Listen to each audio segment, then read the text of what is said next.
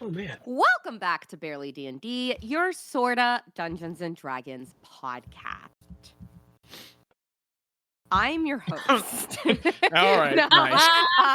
I'm your resident bard, Rowena Greenbottle, aka Jaci Butler, and we are cold sweating. We are all nervous for reasons unknown. So, without further ado, here's your real host, the DM, the man with a plan. It's always written down on his computer, Zachary Patton. Oh shoot! Part of my notes are in paper. Somebody say something. Okay. You're welcome When for he said- reminding you that. When he said, Jackie, that was- "Who wants to do the?" When he said, "Who wants to do the intro?" I immediately was like, "Okay, we're praying now," and that is how you know. I feel like I haven't been here in a while. That was hilarious irony that you were like, he's always got his plan written down. Then I was like, oh, half my notes are on paper. So I don't always have time nowadays to get it down on the laptop. So I put it all down in the journal I keep on me. Okay. We're good. We're fine. All right. I have yes. a letter question if no one does. Hit us with it. That's a great timing. That's what I was going to ask. If your character was a character from Stranger Things, who would they be? Oh, very topical. Very okay. Yeah, good question, Jackie. Good question. Can I be Joe Keery because I love his music? No. Yeah, you can. Love I his Joe music. Keery. Love his music. Really Joe love is music. such a good band. Watched Such every a good- episode of Stranger Things. No idea who that is. Are we going to be referring to people by actors Steve. instead It's of character Steve. The names? old Okay. brother. Steve. God, I Okay, love Joe there's Keery. distance between saying the actor's name and going the old brother. I know the character's name. I love Steve. All right, Steve. I love Joe Keery. Steve. If you're listening, hi.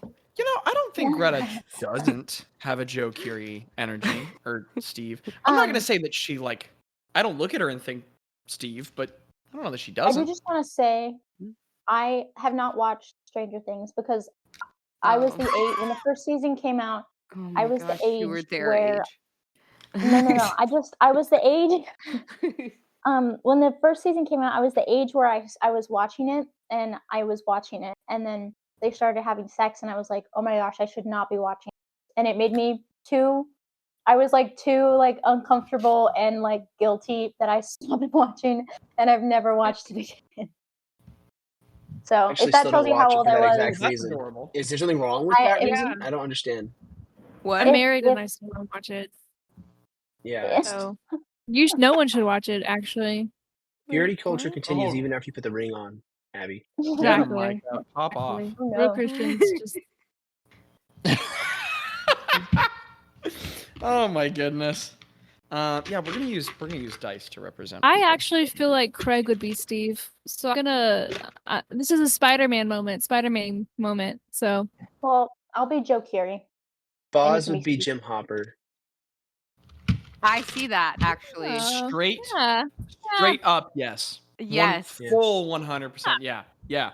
Boss is big, Joe. Who's bro? I was But- actually gonna say maybe Steve because she's kind of the mom of the party, always telling people what to do, but not in a. I don't think anybody takes Steve seriously. I don't think Ro. That's true. I think I maybe. think- Craig. Am I? Ro's more like Dustin? Nancy, I feel like. Nancy. I'll Maybe. take it. Yeah. I'll take Especially Maybe, her yeah. arc. Actually, Especially her arc, I feel like it'd be good. If Nancy also had, and there's no judgment in this, her world's literally on fire. But if Nancy also had a not uptight side, I think it would be Ro. And there's no judgment in that statement. Just she's all business Wait. and Ro's a little not, but Ro is also business sometimes. So if Nancy could also She's definitely Nancy Have a lot though. of In the beginning of Yeah. she is kind of Yeah. the goody two shoes that everyone's like, oh, it's perfect. She thinks Yeah. she's That's definitely Ro. For a big chunk of the campaign, I feel like Big agree. Ro was Big agree. very, yeah. That's good idea, Landon. Who's You the guys DM have NPC? two shoes. Oh, How about Can we we do do- Vecna? That'd be cool. Who would Vecna be in the Stranger Things show? Wait, who's? Oh wait, what if he's Vecna? No way. Also, No. Show Vecna and Vecna are pretty different. I don't know how Yeah. to What be about what on are we doing with the Well, no, Demogorgon? but Who would the Demogorgon be? they Wait are... a second. Are Who you would- guys? I'm Dim- seeing a pattern here. What in the world? Who would I forget her name, but the NPC from the Manibus that talked to us last time. I really liked her. Court. Oh yeah, who would Court. she be? Yeah. I feel like she'd be like what's the redheaded girl's name who's like friends Yeah. with Max? Steve? Yes, Robin. Max. Oh, Oh, Robin. She's not I a love redhead. Robin. Is No, she? she's I'm not a redhead. colorblind. I'm sorry. I thought she was. No, she's...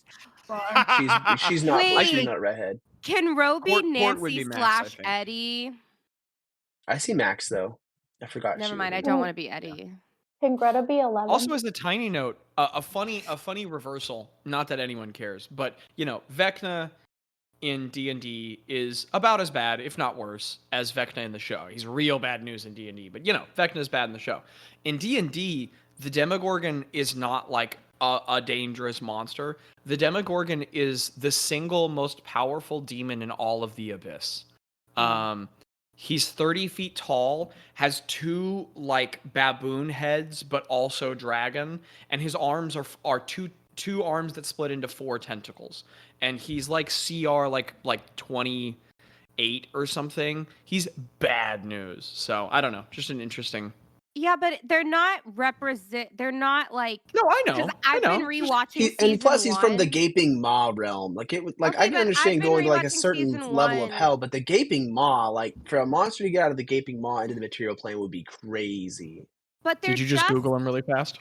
No, I know about the Demogorgon, Zachary. I played But D&D. all Did you know I played all D&D? they're Well, they're doing Not is to be they're actually, but children. Hells and the Abyss are completely different. But if You're right. I All I did was look it gonna up and I say just is started the talking. they're children who play D&D, and there's a monster in their world. So obviously they're like, oh, it Yeah. must be like the Demogorgon because that's what we're fighting in our campaign right now. So I'm not critiquing the none of accuracy. I'm just the- saying Oh, it's so an when we interesting No, I speak just mean none abyssal, of the we're talking in his monsters- tongue. none of the monsters are actually like the D&D monsters. Did he piss? Nice. Anyway. You're not speaking epistle, you're speaking epistle. Okay. I'm gonna write that Anyway. down. We were talking about the excretory system at school, and my students kind of like sheepishly laughed, and I was like, everyone, go ahead and just, I went pee pee poo poo out loud, and everybody laughed, and then they looked like are we in trouble? And I was like, no. And I was like, my grown adult friends, my closest friends, our number one joke of the year is a piss joke. And then they all kind of stared at me confused, and I was like, yeah. Everybody's halfway through their can't 20s, believe but you almost told- 30. I can't And- believe you told these high schoolers that we're laughing about Hey, piss. did you say the pissibus? I mean, Did I you didn't say get the it. They word? wouldn't get it. They wouldn't get it. But And No, then it's they pretty would start- easy to get. they It's would an start abyss using filled with it. piss. It's They very would take easy to our no, get. because I wanted to Spread the empathize piss. them, not give them ammunition Spread for a the piss-based piss. joke that Mr. Patton started all semester. Wasn't trying to Spread do the that. piss. Pissabis But would I think- end I up think on we've definitely gone TikTok through- Share the from piss. some high school kid, and we'd all be upset that our joke went on TikTok. Moving on. I also don't need them to know about the podcast, because that's conflict of interest. But without further ado, I think we're ready to get into it. Also, just wanted to point out real quickly how funny it is that Abby's so far away. I feel like we're giving her a business interview over Skype. Can you guys hear me okay? Yeah, we can hear you fine. Yeah. You're just like Okay, good. out there in the distance. Yeah, I'm pretty far Um, away today. But I have my ravioli, so No justification, just yeah, I'm far. Without further ado, for the note-taking nerds, this is a level 14 adventure. The date is 3488 PB. CB calls 7th. Ro, what day of the week is it? Topet. After Topep? No, it's the Topep. 7th. We're doing the next day. What?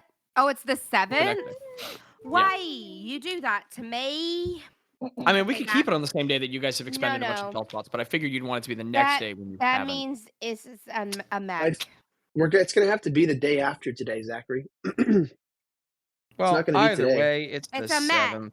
And I'm Eagle. in. All right. I just want I'm And this is episode 162, A Hag in the Hand. Is worth 2. Okay. Sorry. A hag in the hand is worth 2. Oh, now I need to finish that is- phrase in my brain. A is hag in the worth- hand is worth. 2. Abby, what? 2 mushrooms. Did you send us a picture of a polar bear pooping? He's not pooping. He's just like that. He's not pooping. He's just like that. Wow. 4 seconds in, and I've got my first quote to write down. He's not pooping. He's Were just we like supposed that. to edit your Google Doc? No, I just normally I have work behind my HP to show like what's been subtracted and what the total always stays the same of like what it originally was. Now what it originally was removed, and now it just shows what it's at. There's no work. So I'm wondering if like That's weird. now I have to find out how to figure out how to get my original HP because I think something I don't think any of us have done anything with your sheet, but Yeah, I don't know how it German happened. Edward. It's Swedish Edward. This was in a IKEA on the shelf at IKEA. I love that. I'm just fascinated that you re-sent the polar bear. So It's a different picture, Zach. episode 162. It looks less like he's sleeping. You guys. You all are in the Parsage home. Your home. Yes. And as you guys wake up in the morning, all of you heavy with many things, beginning to heal from the trauma of the last 3 weeks, settling into your home in Parsage. It was just the day before that you got the message from court on everything that has happened with the Empire and all of those developments. Does anybody need to be updated on that? Or everybody's like, yeah, no, we know what's going on. Okay, cool. So, I went you all just have another day. I went over everything probably last night after Ro had the thing. I probably went upstairs and told everyone. Well, okay, what I so learned. all right, excellent. So everyone has been relayed on Ro's visions, on her communion with Yechala, with the Maker, and all the insights that came out of that.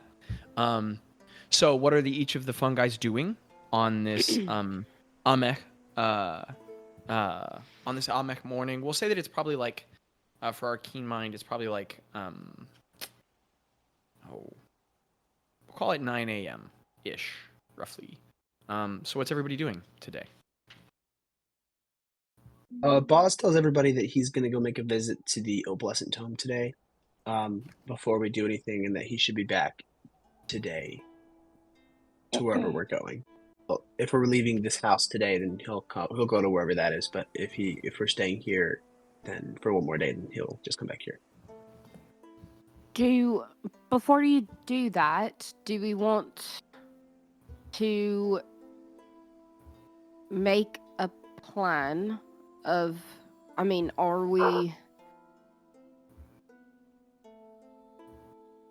we gonna go, Rose like worried to say anything out loud in case like some Haggy is watching. Obviously we're gonna go shoot the boot, so just as an iteration of your last interaction with MeScore, you are aware she said out loud the words last time that when Ro has that necklace on, she cannot scry on you all. Oh, that's right. Mhm. Okay. It was a whole deal because you guys showed up right. and were like, "We know you're freaking omniscient." And she was like, "I haven't been able to hear you guys in like a year and a half." And we were like, hee hee. Okay. Do we? I'm a little of I don't. If it were me, I don't know. I don't think that going after Shista right now is the right choice, or even soon. But I trust the Manibus, so I think we should follow their advice. And it kind of seems like they were strongly suggesting that we go get MeScore. Yeah.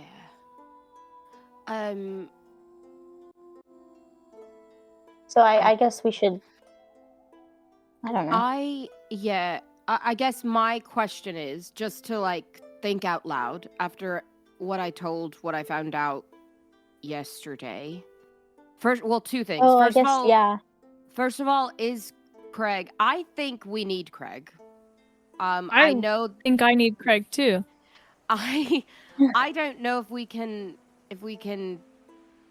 get That's her good, without Mika. Craig. In my personal opinion. I But I be don't you. know about hag deal magic very much. So Greta, that may be something you can tell us a little more about. What if Craig's going to be okay or even be able to fight her? Second, Yeah. after what I saw and heard last night, just to confirm with everyone, just so we're on the same page, and so do you all think, so we know that Shista is probably not the one to, like, getting her is not gonna break the veil, right? Like, that's Yeah. not what is the key to the final break, right? Yeah. But from what I infer, we do already know whoever it is or whatever it is that has the potential to break that veil. Do we think it could be Meescore? And if we go and do this and take care of her, is that going to set off the end of the world? For just being blunt? Well, again, I trust the Manibus, and they didn't seem to think that Meescore was the one to do that. True. But again, I worry that it might be Karkrin. I don't know. We don't know. Yeah. Because it is, so, okay, let's just Yeah, so real I quick. guess- If it is someone we know, who is it that it could be? Karkrin. Shista. Karkrin? Yeah. Well, it's not Shista. I asked specifically, is it Shista? So it's not Shista. I mean, I'm not saying that it's going to be a peachy time dealing with her, but she's not going to break the veil. Like, killing her will not do that. So it could be Karkrin. I guess Meescore. I guess yeah. Guys, do y'all... What if, I mean, I we don't know them, but maybe it's someone who turns evil? What? Like, maybe someone that we already know, like, has the power to turn to the dark side. Oh.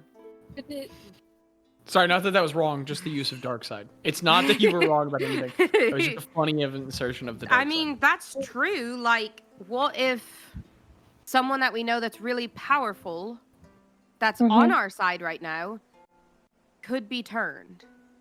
I don't know who that would be. This meaningful and weighty, gravity, technical, thoughtful discussion is just interrupted by Spagoober is like, you guys are at the kitchen table talking, and Spagoober just walks up and he goes, "Okay, I don't know how hot they still are, but I've got some porridge," and he slides it up and he goes, "Also, let me know, you guys put your battle maps over there on the counter, so let me know if I need to roll one up or you know, your maps of the world." Okay, but yeah, keep talking. Sorry, I'm listening, Spagoober. I guess. No, what? No, this is the whole thing. I'm here. I'm still not quite sure what my function is here, but I'm doing what I can, so I'll be useful. I'll Do just you be know over here. Spagoober? What are your thoughts? Nope. You know any? And then he just goes back to Okay. Nope. Zachary, he, are you he, in like, there? Are you in there? sits Can you down answers? on, he sits down on the windowsill, like near the window, near the window. That was stupid. The like bench by the bay window, and he sits down there, and he pulls out his wizard's book. And like he said, he's been, since you guys have gotten here, he's doing plenty of things, and he's enjoying himself as he's talking with Nom. But he's been studying quite a bit now. He was serious about the like the event on the boat, as awful as it was, taught him that like he needs to be developing these skills. And so he's like studying, and Nom is nearby. She's just like, she's actually sitting on the windowsill opposite him, looking out at the snow everywhere through the window. And they're both just like listening to you all as you have a discussion. And you guys have warm porridge and some water. I'm gonna ask Bazz. Hey Bazz, when you go to Home Cove, would it be a huge pain to pick up some incense? Yeah, I can do that. Okay, because I'm thinking maybe I could some augury or do something to maybe give us some more guidance on whether or not to bring Craig or just all of that stuff. Sure. I can go pick it up. Should we get some healing potions from the Opalescent Home? Do they have any? I can check. If you're going, maybe might be a good idea. I don't know. Okay, it could be Karkrin, it could be Meescore, it could be maybe someone from the Kefkin Empire, but I don't know if there's anyone left that's hardy enough. No. It could be that other hag that you met, right, Bazz? Hello? I don't think so. She's not on the material plane, but I mean, maybe anything's possible. Yeah. I think that Karkrin and Meescore would be our biggest concerns that we know of right now. And like the answer that you told us about the someone we already know, so it's not going to be someone that we don't know about. It's going to be someone that we are already familiar with. And just as a reiteration, not trying to guide y'all's discussion, as a reiteration, what was made clear, right, what the Manibus communicated was that the individuals thus far capable have been either deific and demi-deific, or individuals who are not only, like, they were pointing to, they're individuals who had a cause, who have some level of cosmic identity, if only an entrant identity as such, and are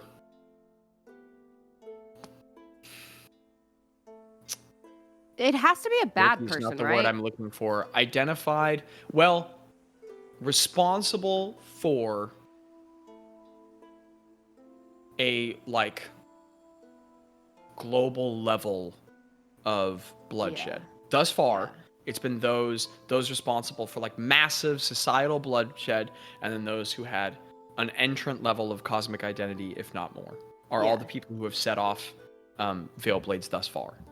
Yeah. So people responsible for the structural, tyrannical suffering of thousands, if not millions, and people who have a real some amount of magical connection to cosmic identity. Well, that sounds more like Karkrin. Yeah. Because Meescore really is not. I mean, still could be an option, but yeah. She's not going to be in charge of a lot of people. Bazz, what do you think? You think it's safe to go ahead and take a visit to Meescore? Yeah, it's a tough question. I don't know if we're gonna know for sure. Yeah, it's kind of a tough spot to be in. Yeah.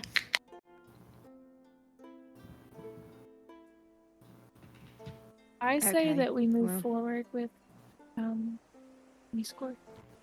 I mean, we could. No, never mind.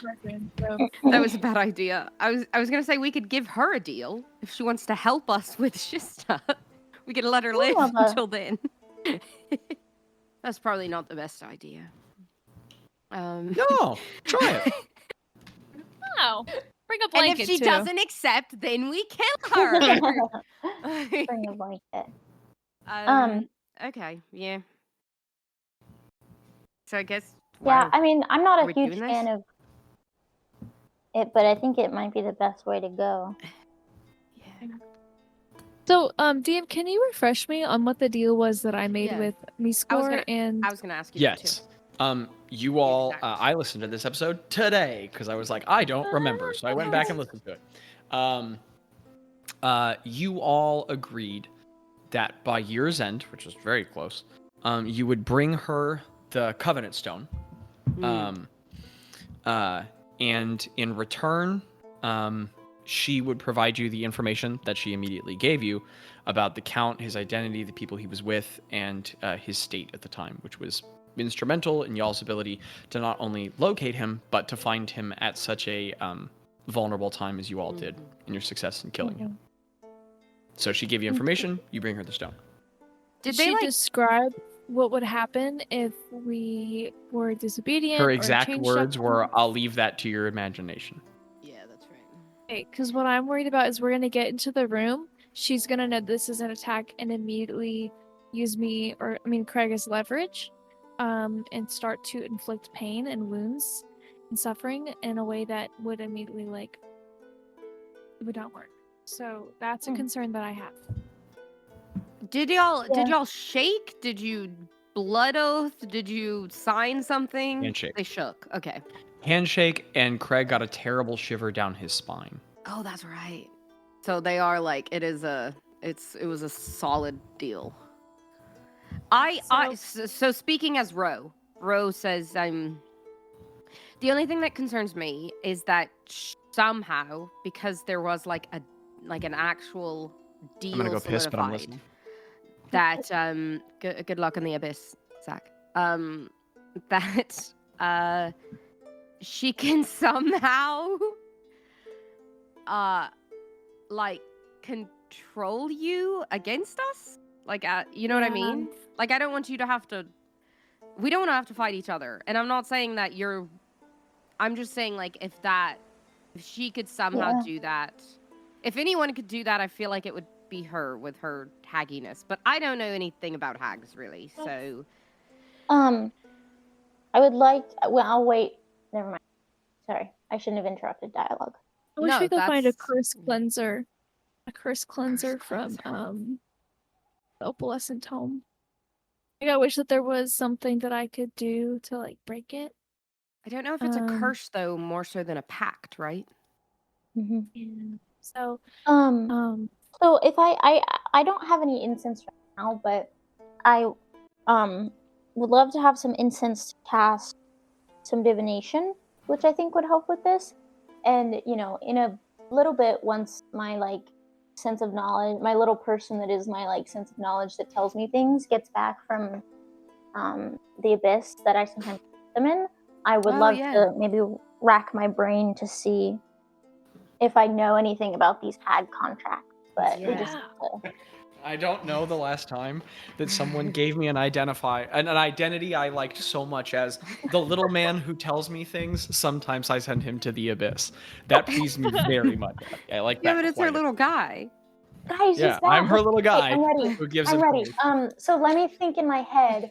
What are, and using my hag knowledge that I think I maybe get an extra point for or something. I don't know what this means. Don't you? No. We have a thing for this. No, I'm proficient What's our rule about checks that have to do with hags, I think. Yeah. Okay. But I'm already proficient in history, so Oh, thank you, Landon. The ring of mind shielding is invisible? What? That's amazing. That was part of the details of that item? Yes. That's awesome. Oh, that's right! Man. You guys are so loaded with magic items, I can't remember everything that is... Oh, that was a private message. Yeah, that was supposed to be private. I'm so sorry. I thought that was a public message in the chat. It's all good. I wasn't supposed to say it's on the pinky finger. Oops. Anyway, what were you saying, Grabby? I would like to. Do I know from my background with the hags what, any details about Craig's? Yeah, Craig's pact. Or his pact, or what that would be. I'm gonna say that you could. I'll leave this up to your preference. You can make this history or rumors. I assume you'd prefer history. What? Roll it, dude. Oh man. I don't. Oh man, I can't even. No. Do you remember if I have inspiration? I don't. If you don't have it written down, we're gonna assume you don't. Have a per diem. There's an X on my sheet. There's an X on my sheet. Yeah. Okay, I see what you're saying. You're saying you don't know if that's from 2 years ago or last session. No, I think it's. Well, I don't know. We'll just say no. Man, I don't know because I do that. I do. I'll tell you what, Abby. Odds or evens? I have a D2 here. Evens. You have a D2? That's a coin, brother. That is a coin. No, I have a D2. Oh, It's a green wow. bottle. It's a green bottle. Wait, it's a heart and a skull. Which one's odd to you? I love The heart- hearts. The heart would be even. Okay. I choose heart. Choose. It was skull. You do not have inspiration. I do, but that's okay. You might. No, I don't. We probably yeah. need a more reliable system to record whether or not you do. No, that's like the one thing that I actually keep up on, but I don't want to make a mistake on it. Abby, if you feel confident, I trust you. If you feel confident that you have inspiration, I will let you have it. I trust you. Okay. I trust myself too, because that is like Okay. I do make sure to mark that. All right. Let's say you do. I trust you. Okay. That is Nothing if not honest. I'm gonna use my no. Can I cast guidance in this situation? Yes. Yeah. I You cast can cast it on guidance. yourself. You're Okay, not using that your is inspiration. You just say you have it, right? I did use my inspiration. Is that okay? Okay, you did use it. All right. Okay. Absolutely. I'm it's fine. erasing. I just want to make sure I understood. Okay, that is a 22. I just want to point out how quickly Abby did that math. That's character growth. It was easy. Oh. It was 5 plus 5. Listener, find you a cheerleader and a supporter who cheers for you the way that Micah cheers for Abby. A 22. Greta, you know a bunch. You know a ton about this. This was you. You were a hag of this order. Now, obviously there's a complication in that this was not you. You were a cleric of the corrupted domain, and Craig has entered a pact. But you have a great deal of knowledge that correlates to this, and given your check just now, we'll say that you're very successfully making some inferences about the connections between those two. Micah's shaking a lighter, listener. Oh, she got fire, and now she's excited. Like the first person who discovered it. So like Greta, you are aware who that used the lighter. Sorry. This is that it was accurately surmised previously by your comrades that this is not a curse but a pact that Craig is under. He has made a deal with Miskor, and this is powerful for two reasons. It's powerful because she is a hag, right, and that has magical implications, and also because the Fae are powerfully bound to deals.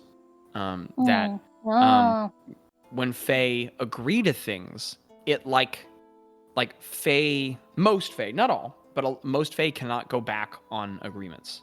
Like they can't.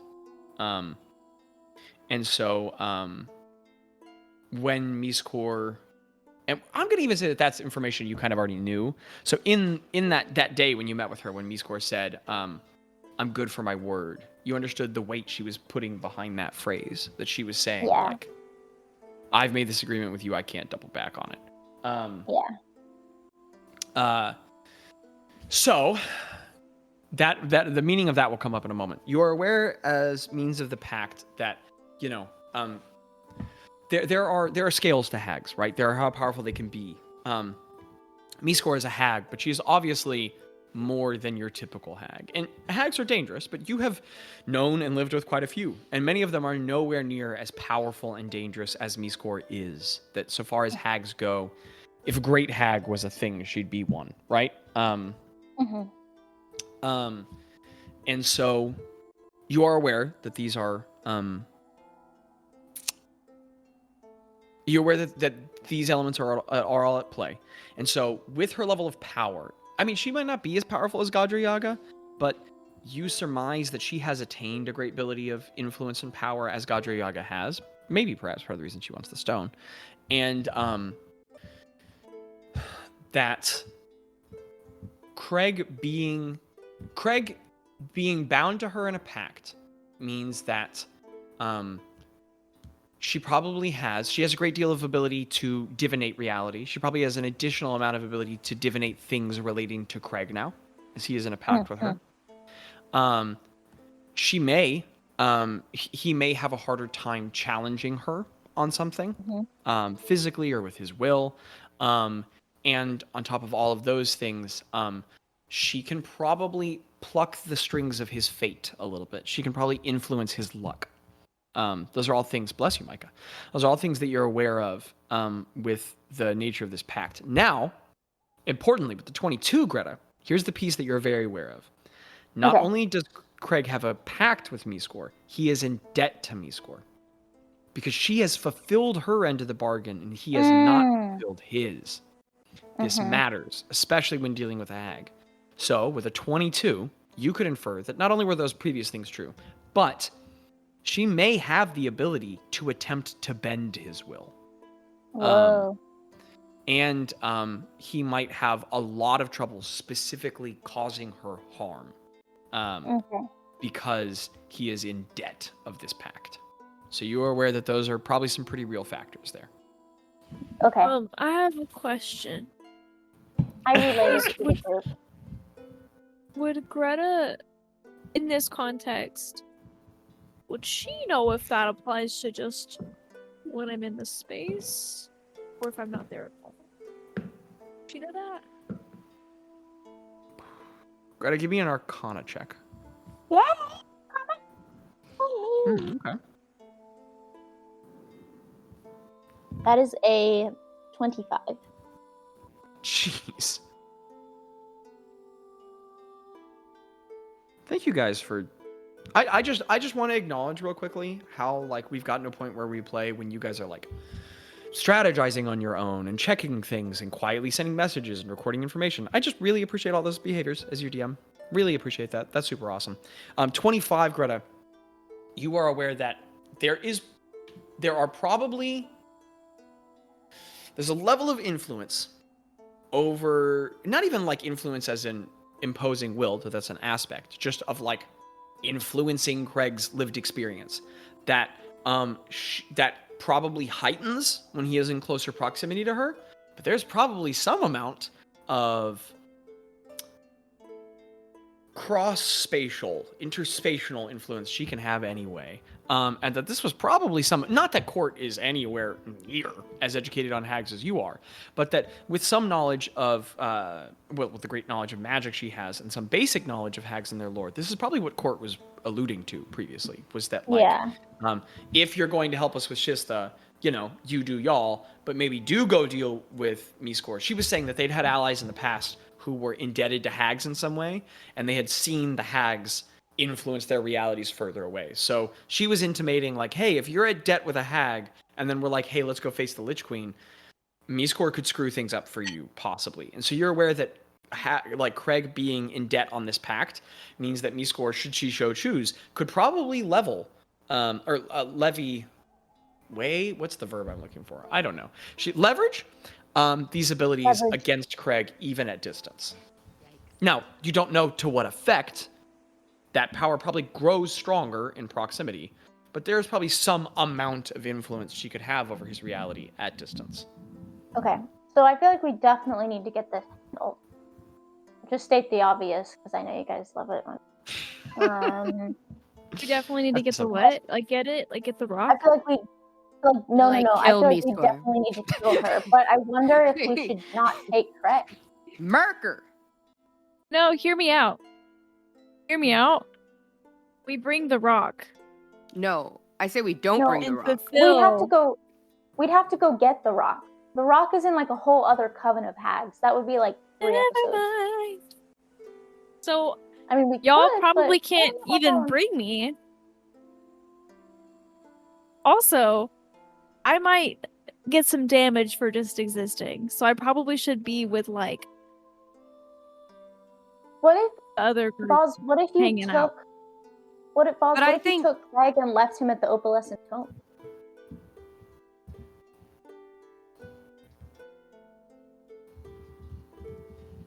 I don't know. I think I don't know. Craig, do you want to be left at the opalescent tome? Would that put them in danger? I'd be happy being anywhere except with Meescore. All right, I so think it's Craig, gonna just be to the make sure I same no matter understand, where I you go. don't want to be as long as this debt to her exists, you don't want to go fight her, right? For you guys, because she would use me against you. I mean, would it be safer though for you to at least be with us so like she doesn't? Because what if she's like, okay, if you start trying to hurt me, I'm gonna snap my fingers and Craig's gonna be in pain somewhere far away. But like if you're near us, we could help. Well, that's why I'm saying leave him with like Connor J or someone that would be able to like help if things go Well, south. Okay, what if we did Or- this? We right before we go, and we have the plan, and we're good to go, and we're gonna we put the necklace on Craig, so she can't. I mean, she still might can find him because if she's like connected to him with this pact, but it might be harder if he has the necklace on for her to find him, especially if he's in like a pocket dimension at the opalescent home, or I could put him in our pocket dimension. Yeah. Hey, I like that. DM, could I do like a strategist check to myself to try and figure out if we could even fight me score just the three of us, like to like a reasonable degree? I think this is an excellent use of a strategy check. Yeah. Do you say that out loud? And what's the modifier to strategies? DM? It's intelligence. It's intelligence. Okay. Or it is for me. That's what I Yeah, chose. it's For everybody. Yeah. Pop off, player. Intelligence. Alrighty. I am going to use my lucky coin and like flip it in my hands as I think about it. And let me look at the rules of that item real quick. As a bonus action upon doing so. Oh wow. So, would a moon face be odds or even, Zachary? What's the other face? Like heads or tails? Like is tails odds and heads evens? Yeah. Okay. Yeah. Also, where'd you get the lucky coin from? Again, I believe you. I'm just curious now. I don't remember. I bought it from the shop. Hey, I got Opalescent. heads. I got 2. That's right. That's right. So that means I get to roll my check one more time. Heck yeah. Dope. I got a nat 20, so that's great use of that item. That's phenomenal. Wow. 21 total. Okay. That's a It good was time for 7 nat at 20. first. What is your Okay, can intelligence? you rephrase to me 13. Oh, sorry. Can you rephrase to me one more time, Bazz, what your exact inquiry was? Just Do we even have a chance to fight her without Craig? Like, is it possible for us to even like win without him? So what I will say, you are a 14th level druid. You're approaching archdruid territory. And what's more, archdruids can become archdruids through years of quiet meditation, through decades of careful study. You are a battle druid through and through. It is possible that in this age, you are reaching a level of experience and skill that in the fiery cradle of powerful magical conflict that few other druids can compare to. So you're not just relying on some cosmic random intelligence, you're leaning into lived experiences. Conflict, you fought undead hags, right? I mean, you're leaning into some reasonable inference here. And I'll say that among those things, one of the things that you're considering is that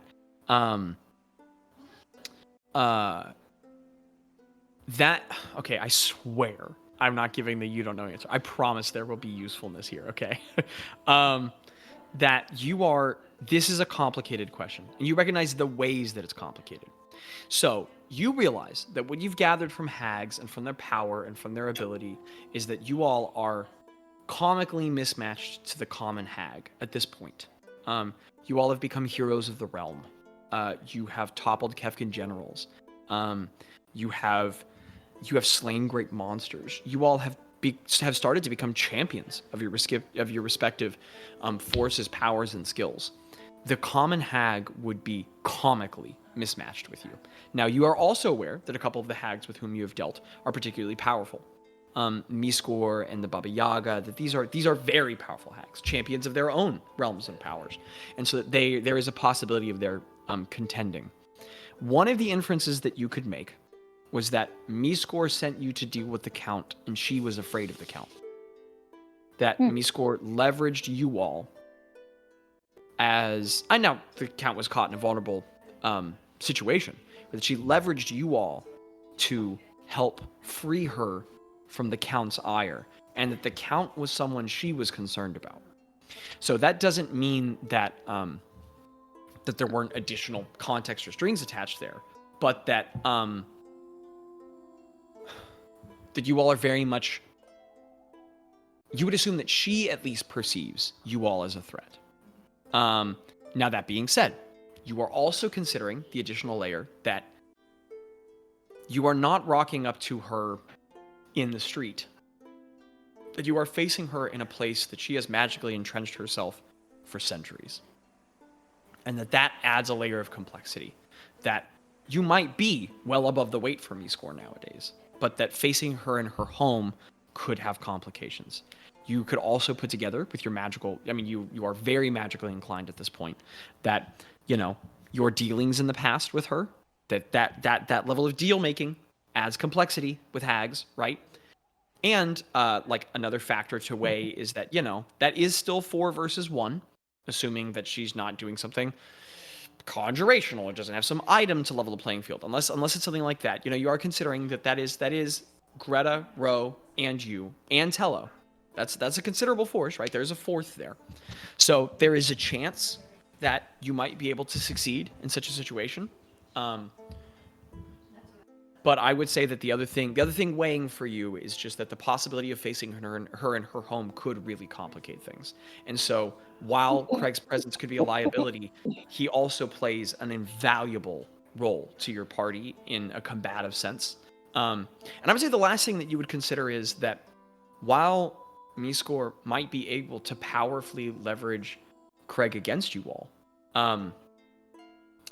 he is Sir Dundley, High Paladin of the Old Guard, that Mizkor probably has a great influence over him.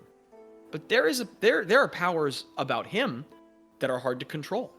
And so that it is unlikely that he's just going to be some perfect puppet, or that she's going to walk in the room and she could just turn him off, right?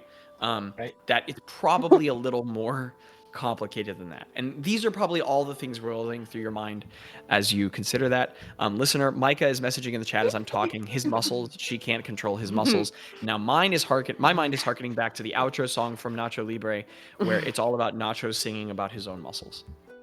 So Bazz, all of that is being considered to you, and you can relate to your allies as you consider this strategic choice. Yeah, I relay that to everybody as it's relayed to me. I would like to... I don't know, I just had this idea, and just from my own brain with no outside influence.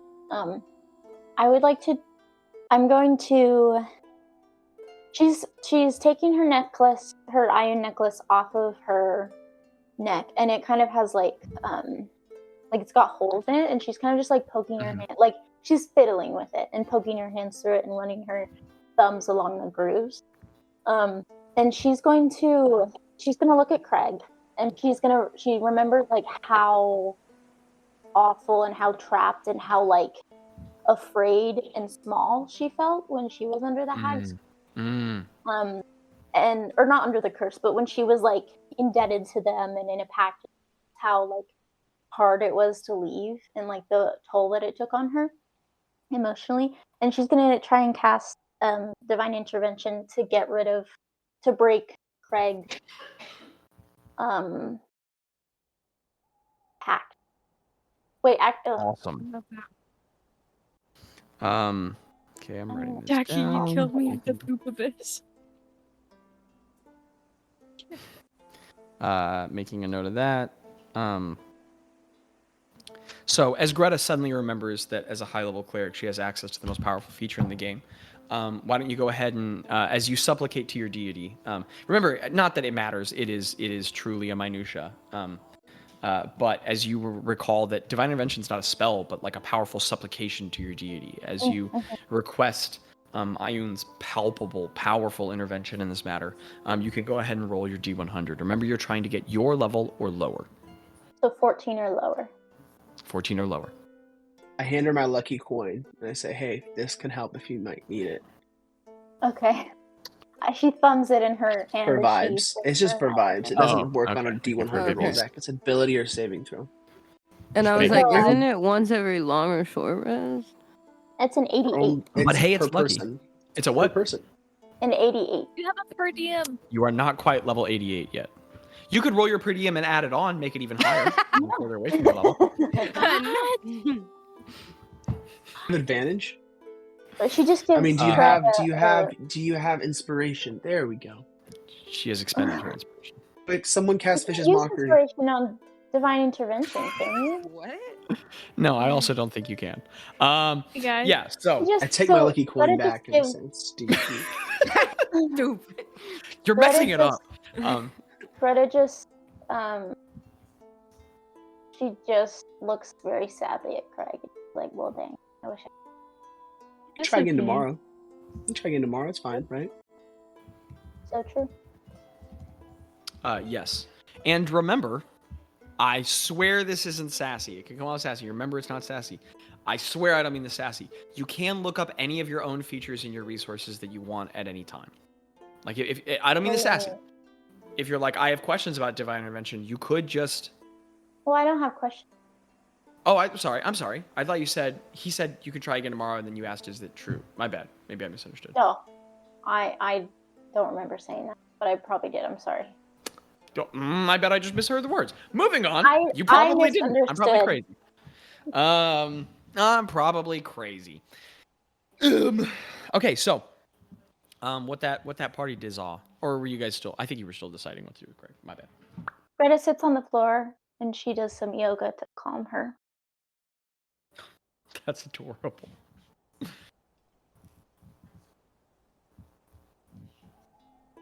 I think it's up to Craig, like whether he feels. I don't know. I do think should we try to not do it? Her place? Should we go off into a field somewhere and tell her to meet us there? There's no way that she's gonna meet us there. I mean, that's worth a shot, but And I Bazz don't- said we tell her we have the stone. We lie. sure. Could We do say, come meet us. I mean, she'll probably know it's a trap. She's not dumb. But we could try. I don't know. But then we risk the element of surprise. You can certainly try. If she figures it out. that. I mean, it's not like we have the element of surprise anyway. She's like gonna see us open the door to her shop. Yeah, but she Yeah. might be in the middle of eating some porridge. What if you do it and- really sneaky? But if she's in the middle of eating or whatever, she's a little bit caught off guard. If we call her and we're like, hey, you want to come over? She'll prepare. Zach, Yes. Bazz has another thought to himself about preparation. Yeah. He thinks, should he warn the Countess about what they're gonna do to like save people's lives in Magic Lane in case something's happening, or does he think that doing that will make her be like, do not do that, like don't go intervene on that, like No, that's a good should he question. do that? Like he's thinking that to himself, so I don't know what Yes. check that would be, but he's trying to Yes, balance like I am also Bazz, I going could to do try and augury on figure out that what if you check wanted. that should be. I can do augury on that if you want, because you could do it in the next 30 minutes. But I guess that wouldn't Yeah. tell us what he thinks about it. But if you want me to, I can. Because, I have spells. got spells. We got Johnny spells over here, everybody. Do you want to future spells? go ahead? Sorry. Nope, that's it. Got future spells. What'd you say, Zach? No, I'm sorry. I didn't want to interrupt you deciding on whether or not you wanted Greta to do that for you first. I'll let you make that decision first. I'm okay with thinking first before we cast spells. Okay. Man. Okay. I guess in this situation, we're going to call this insight because it's about you trying to determine from what you know about her. Even though that's usually more. We'll call it insight. All right. I love insight checks. Portal. I Portal hate insight Splendism? checks. Portal Splendism. I don't, I got an 8. Portal Splendism. I didn't want to spend time looking it up. Got an 80. I got an 8. Yeah. I mean, it's not that you have some lack of thoughts. It's not that your brain goes, duh. It's that you have like a competing storm of different possibilities and considerations, and you have a very tactical mind and you read people well, but you're also thinking about like, man, she's such a removed figure and I've had such limited communication with her. And you start thinking about all the different logistics and you just have trouble discerning from that, like all those different competing perspectives in your head, and you just find yourself a little stuck on the thought.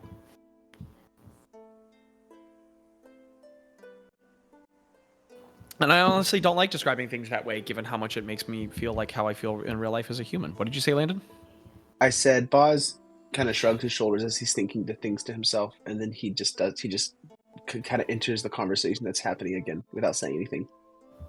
Okay, gotcha. So I think that means the ball was left in Craig's court. The ball is in Craig's court. Thank you, Abby. Tried to buy you some time, Micah, to think about it. To what I said. I thought you might want my help on that one. I think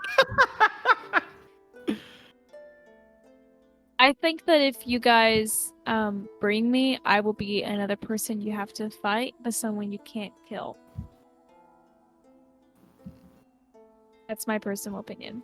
Can So or won't. That was me, not So, right. hey, It was a joke. you know. It was a joke. It was a joke. I'm sorry. kiss, marry, kill. No. Kill. All of it. Okay. So that's my take. Yeah. I think you guys are strong enough to fight me, Score. I think you guys are. I am wondering if there's a way that I can contribute. I don't think there's any way that you can contribute from afar. I think what Zach told me is the closest we'll get from like him telling us it as it is as we can get with a nat 20 on the strategy. Yeah. I say it think. again? Yeah, go ahead. I said I You don't. would be... Oh, sorry. Yeah, Zach. No, you go. DM speak. Okay. Craig, if any character would be hard pressed to contribute to a fight they're not at, let alone a paladin, so you're probably not going to be contributing. And whatever you want to do for strategy, you will functionally be removing yourself from that whole piece of the session. And I'm not telling you it's a right or wrong choice. I'm just saying your party will be out there having some fight, and you will be just listening. I mean, you could talk, you could comment, but you would not be able to participate. You'd be removing yourself from that encounter. Just want to make sure that you fully comprehend what that choice would be. Not calling it right or wrong. I can come. It's just I'm worried that you guys are gonna have to fight me. I don't think that she'll have that much personally. And based on what Zach told Landon for his strategy check, I don't think that she will have like total control over you. I think it'll just be a little harder. But that's my interpretation. So, but it's up to you because it's your character. I have a question. I'll come. I have, and maybe this is an Arcana check on my part. I have a potion that it clouds your mind. It says specific. These are the words that we have written. It clouds your mind and protects you from divination for 10 minutes, I believe. That could be helpful. Or 1 minute. I need to look that up. But, Ro, go ahead and give me an Arcana check. yeah, like would divination be the same as like her controlling him? Is basically what I'm asking. I don't think so, but This is not going to be the highest DC. well, that's a 25. Yeah. Man, you guys are some high rollers. Yeah, those... It strikes you. I mean, you consider the thought, right? Yeah. You're racking your mind for every resource. The ability to divinate and the ability to impose one's will over another are. Yeah. That would be more like enchantment magic. And so Yeah. those are whole different skills. I mean, Craig, on one hand, you have a pretty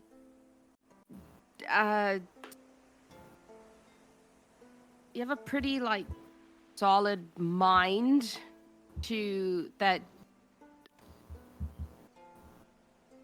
Like, it would obviously take a little bit maybe for her to influence over you. No, I'm saying the opposite, actually. Craig, you're too stupid. I'm saying you're smart solid. enough. Your brain is so solid. It's Basically- actually a rock. There ain't no thoughts there. Ro is trying to say what Jackie is trying to say, which is not something that our characters would say. That is, she would basically, to do anything like enchant you or whatever, she would have to do like a wisdom roll to like overpower you, probably. So, I mean, like, we don't know the mechanics of we like. don't know. Well, No, Craig we has don't know. disadvantage because he has a pact. with the That's hag. true. That's true. Guys, I'm feeling inspired. I'm feeling motivated. Let's go do this. Yeah, I think you should be we're there. doing it. I think you're there, and if doing it turns sideways, if it turns sideways, then we'll figure it out when we get there. If we need, We I magic need the to- gathering the heck out of there. maybe we turn you into like a mouse or something that she can't control Wait, if put you in my she starts pocket. trying to control you. Yeah. Pocket We'll figure it Craig, out. Yeah. pocket Bring Craig. Craig to the fight just so you As can a waste the mouse. spell slot on him to polymorph him to remove him from the fight. You're here, Craig. No, a mouse. No, I'm saying if things go sideways. Okay. If she starts to try to control you and you start having to like fight against us or whatever, then we have fail Then you can make safes the that removal we at that can point. we can turn you into a mouse or whatever. Oh, that Abby, you're she's actually like, doing yeah. yoga. Good for you. That's awesome, I'm just dude. stretching. I'm not. Well, I'm so okay, sore from my stretching. other yoga. Well, way to be Out of proactive about your health. People should stretch. Out of respect of Yoga. the time, do we want to just say that we have decided to go forward with me score? I will be present for the whole thing, and so that way Bazz can go to the opalescent tone and we can I'm good on Yeah. that forward. plan. If you are, Yeah. Craig. I'm good. Let's go. Let's go. Okay. Okay. right. Okay. Bazz, are we smash cutting? Da-da-da-da-da. Yeah, we can smash cut. Boss has a laundry list of Okay, things that he needs to pick up. I'll tell you what. Because if I understand correctly, you guys intend on striking out at me score tomorrow. If I understand correctly, I will not. We don't need to deal with the specifics of whether or not you were teleported or tree strided there. We could come back to that if it comes up, which slot was used. I'll let you guys come up to that. But Bazz, with some preparations, you head to the tome. Remind me, do you have the ability to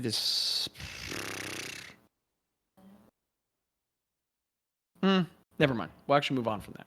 So, I mean, you're quite magically capable. If you were trying to hide your presence in the city, you could wild shape yourself. You've done that to get to the tome before.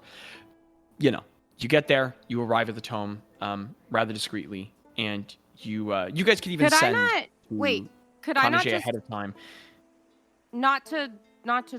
Could I just teleport him to the teleportation circle in the opalescent tome? That'd be You great. teleported the teleportation circle into the tome, and Ro's there with you, and you guys are there.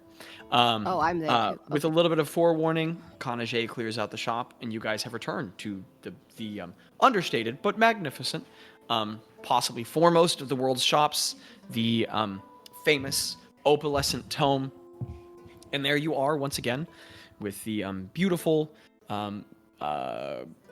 late middle-aged wood elven purveyor Kanajay, along with the forceful and imposing Morgrim, who's actually, he's there and paying attention, and you all have returned. We'll skip some roleplay just for the sake of all the other things we're trying to get done this session. But there are pleasantries, right? There's maybe an hour or two before you guys get down to any business where you all are greeting each other and discussing. You make her abreast on any of the information you care to catch her up on. You have all sorts of things you can tell her if you so desired.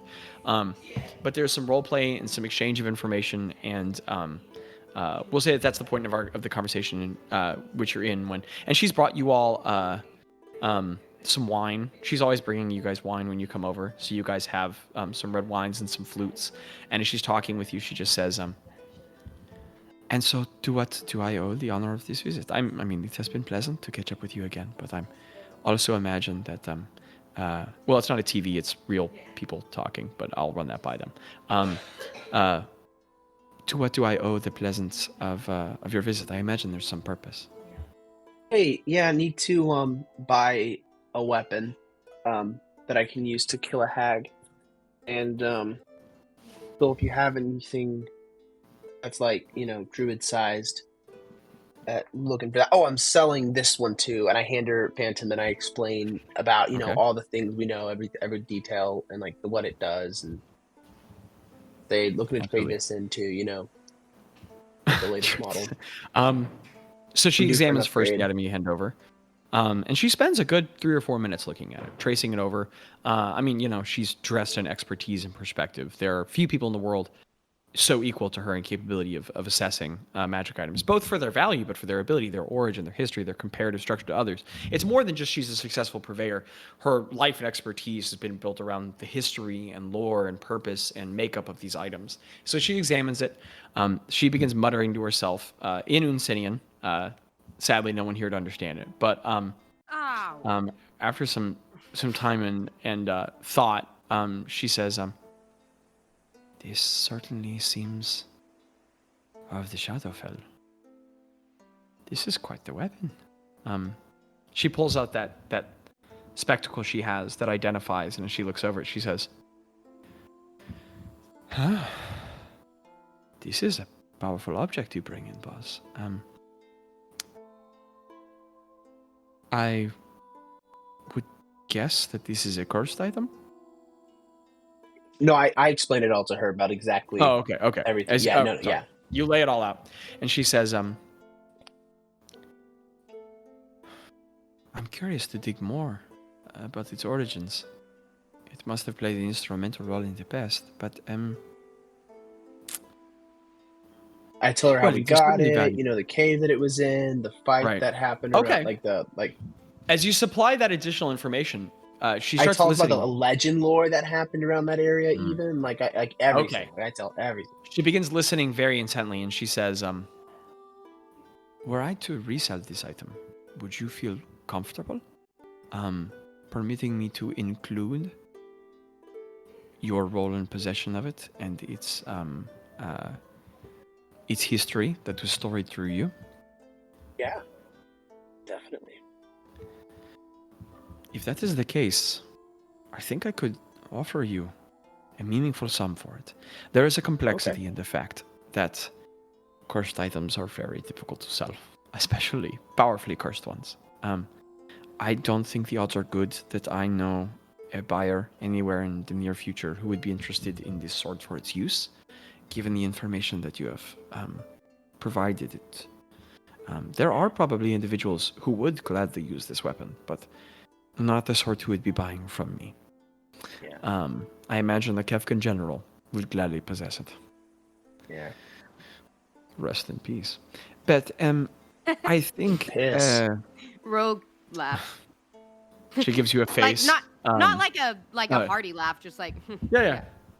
Man, that's a good rest in peace. Well, I wanted to say Tello shoulder punches you like nice one, but he's not there to hear the rest in piss. So she continues and she says, however, I think I know some collectors who might be interested in this. Some individuals who look to make repositories of magical items and historical artifacts. I think I could, were I to still make a profit, a reasonable one, I think I could probably buy this from you for generously 1,500 gold. Is that an amenable Sounds like a price? deal to me. Yeah. I trust you. We'll consider that on balance for a purchase. And you can let me know if you want to take it out in coin. Yeah. If you're looking something specifically suitable to a druid, I know that you're familiar with the shop. Is there anything that caught your eye, or are you looking for my opinion? No, actually, after looking through the shop, I didn't see any weapons that like I might be able to use. I was wondering if there was anything else that you had that might be usable. You are specifically looking for a weapon, no? Yes. Okay.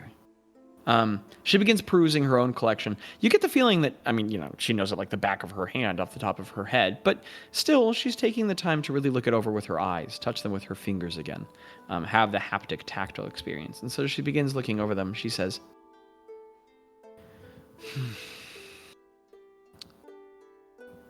weapons suitable to your caliber, to your ability, are not common. There are even a few that are not kept on common display, but I also don't know that they fall into the category you describe of not requiring that more martially educated prowess. Yeah. I am sorry, Bazz. I don't know that I do have something that fits really well.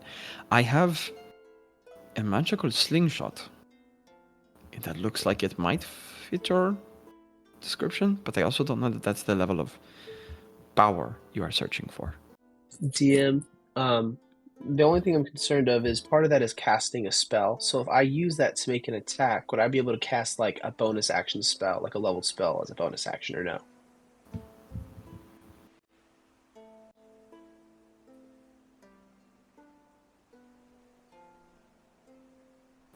Oh, shoot. Well, a good question. Yeah, because I did see that talk one, amongst but yourselves that's for a second. all right. We're talking amongst yourselves for a moment. I'm going to, while he's doing that, I'm going to mark it on my sheet. Landon, I'll go ahead and, well, I guess I'll have to ask her how many she has. Never mind. So I can't do that. I was going to buy some greater healing potions. But I will wait to do such thing. Okay, guys, help me with the math. 5. Okay, never mind then. You're good. You're good. No. I was just going to tell you guys something you could talk about in the meantime. Keep talking. Oh, I was going to say, okay, one greater healing potion is 100 gold. That would be... I had the math. That would be how many platinum? For 100 gold is what platinum? 100 gold is 2 platinum? Am I wrong? I was looking at the chart, but for some reason, my brain doesn't like to... Okay. 100 gold is... No. 1 gold. Why can't I do this? Suppose cast the lowest possible level. 10 gold is 1 platinum. Right? Sounds right. So if 10 gold is 1 platinum, how many platinum is 100? Right? 10?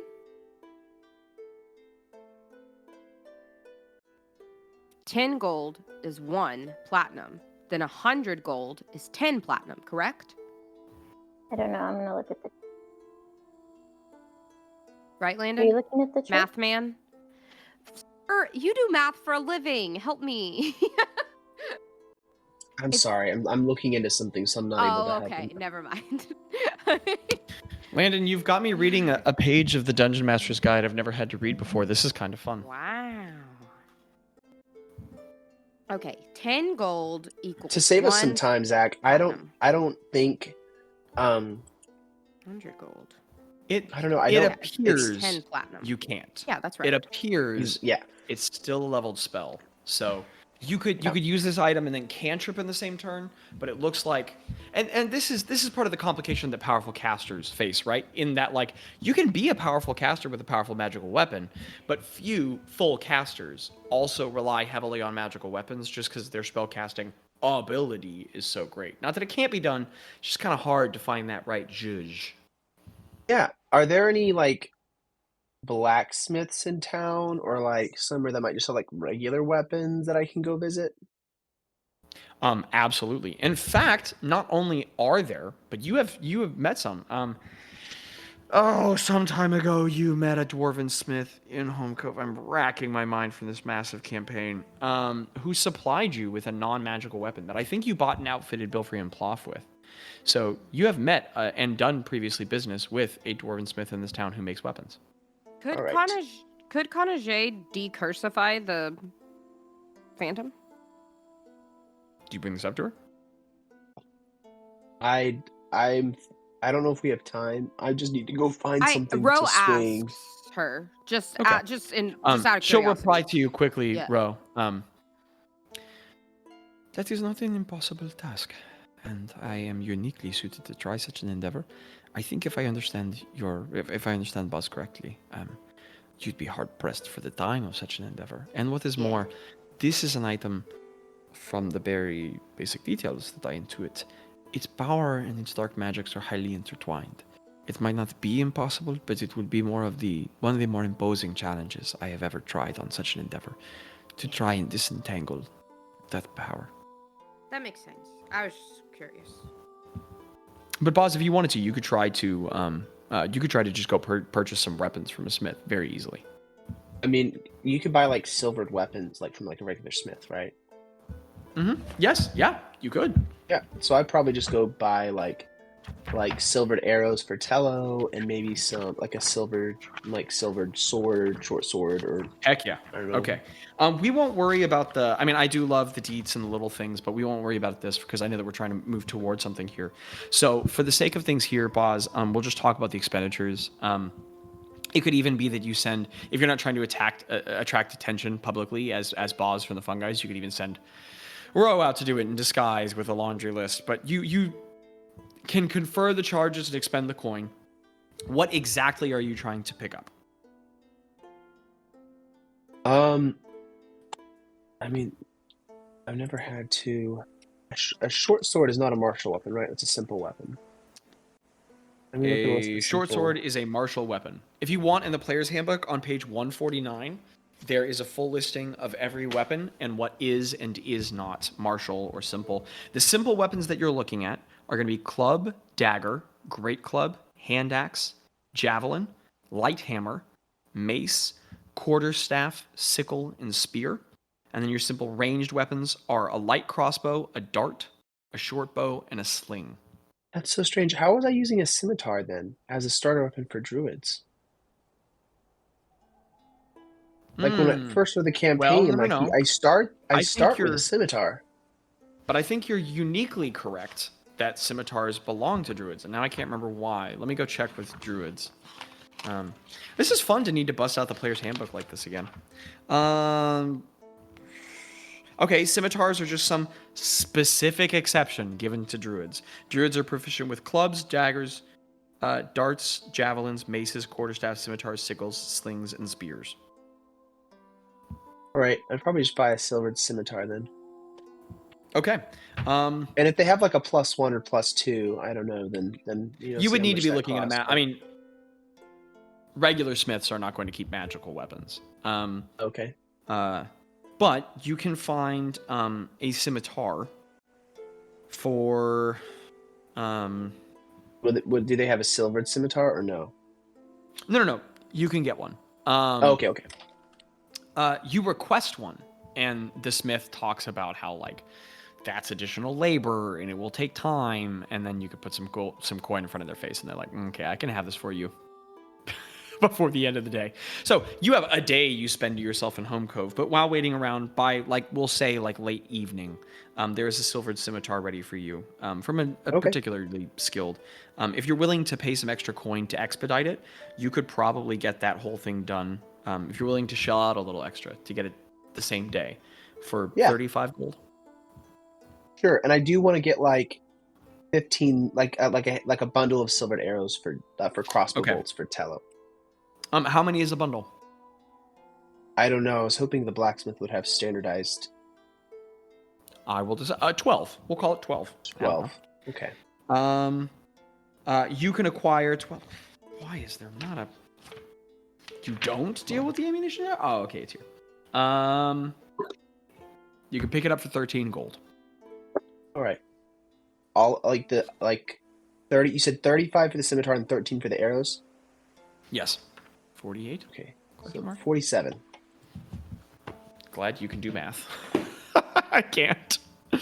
All right. I give him the 47 gold pieces.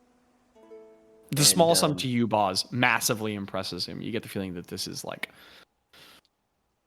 a week's profit for him that you've just handed over. And at the end of the day, you have your resources. You can return to Ro or whoever had it and whatever. And you guys can bippity boppity boopity bop back to. Well, Yes, I was hit me gonna with it. ask Kanajay if I could buy some greater healing potions, and I was gonna ask how many she has. Ah, okay.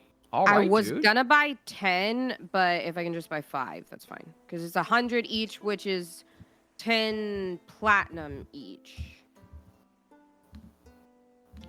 Let's see. Greater healing potions. Yes, 10 platinum each. Yeah. You know what? Let's make this fun, Jackie. Okay. Go ahead and roll. Go ahead and roll a d6 for me. D6 plus 1. 7. Heck yeah. I rolled a 6. She says, it's fortuitous that you suggest such a thing. I've actually just recently finished enchanting some. We have a full stock at the moment. Would you like to purchase some? How many are there? So there's 7? Mm-hmm. Total? 7 greater healing potions. Yes, at the moment. I would like to purchase all 7 if that's all right. You know, I was glad to help you all when you were small-time adventurers, but it is not a bad thing now that you all have become so wealthy. And you all are handing over coin, and she exchanges them to you, and she says, would you be interested in any of the more powerful ones, or that's not your purview at the moment? Right now I think this will do. Understood. But I may come back. I may come back to you before Well, I'm another glad to see fight. you every time I can see you. Okay. And does she sell incense? No, we have to go to a spell component shop for that. Can we say we did that? She says, I keep a stock of incense on hand, but I typically use it for my own purposes. Understood. Do we know She a place? pauses for a moment and she says, but I do sort of think of you as a goddaughter, and you all are trying to save the world. I'll tell you what. I would be willing to trade it over to you at cost.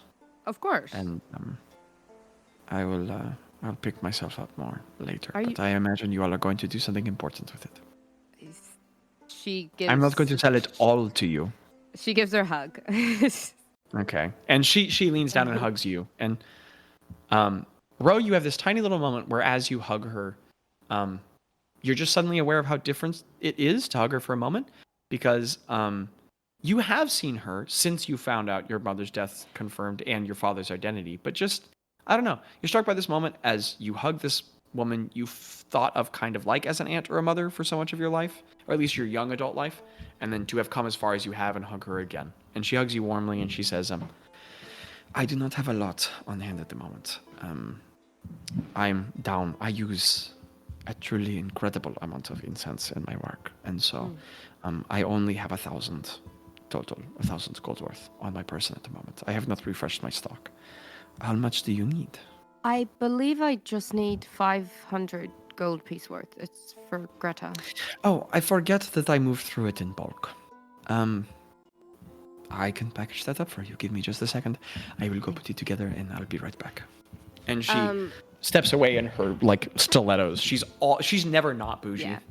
And she steps away in her sleeve, and at some point she comes back with these nicely packaged. Not only is she bringing you incense, you've never seen them packaged this way. None of the incense that Gretta has ever handled, they always come in bricks and wrapped up in cloth. There are ornate, specific, stylized fabrics woven just around the incense for this. Okay, it's kind of Jay. And they're not bound up in twine. The cloths are bound together with silk ribbon, and they're tied. And she goes, that is 500 gold worth. I give her. And you exchange for the gold. That's 50 platinum, right? Yes. Okay, I give her that because I only got 10 gold on me, but I got some platinums. Excellent. Okay. So you I acquired your don't. incense. Thank you. And yeah. Bazz, do you need that thing? The jewel encrusted bowl? You do that? Bazz is gonna find like a magic, like a spell component shop and look for a jewel encrusted bowl.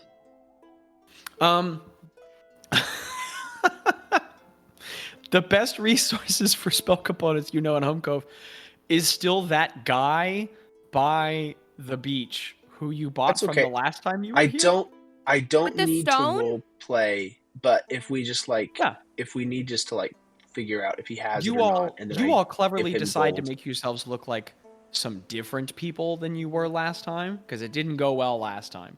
But with some successful charisma checks, you convince the individual that you are again an unsafe person to buy from, and you track them down. He's even warier this time, and you're like, we probably did that to him. But he doesn't see through the veil, so you're looking for the presence of a jewel encrusted. That's not a common item. Wait, hold on. Just a jewel encrusted chalice? A jewel encrusted something that's worth at least 1,000 gold pieces. Okay. Anything jewel encrusted. I used a jewel encrusted chalice the last time I cast the spell, but it's just a any jewel encrusted item. It's like a bowl, It could be. a chalice. I don't know. It's what do you mean? What are you looking What's for? the spell? The spell is Hero's Feast. Yeah, a jewel encrusted chalice, I think, right? It says bowl. Or is it more flexible than that? Oh, okay, so a bowl. Has to be a bowl. Okay. But I used a jewel encrusted chalice last time. You said okay, it was so we were with that, flexible with it last time. Gotcha. Yes, but I'm not sure if that was because the flavoring was fun, we were having fun, it was cool, and we need to go back to to being real D&D players. I think the way I look at it, is that if it's a bowl here, I'm okay with it being a chalice. It just probably can't be like a knife or something, right? Yeah, or a fork. Something edible based. Yeah. Give me an odds or evens, Bazz, on whether or not they have that he has a jewel encrusted chalice. Odds. You are an odd guy. 12, he does not have it in his possession. All right. Now, you all are also aware, you do know Ergberg on Magic Lane. So if you wanted to have a Hero's Feast right before you fought her, you could do that. Yeah. Okay. In that case, I brought that up now because I literally just remembered it. If you want, Bazz, we can just assume that that's a thing you do the next day once you arrive in Magic Lane. Do you want to just go ahead and assume that?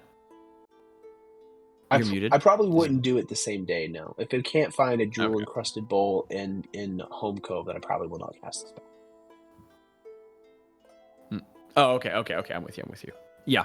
It doesn't look like one's on hand at the moment. Okay, anybody else got any other prep they're trying to do? No. I say we go back to the parsonage if Bazz is good to go. Okay.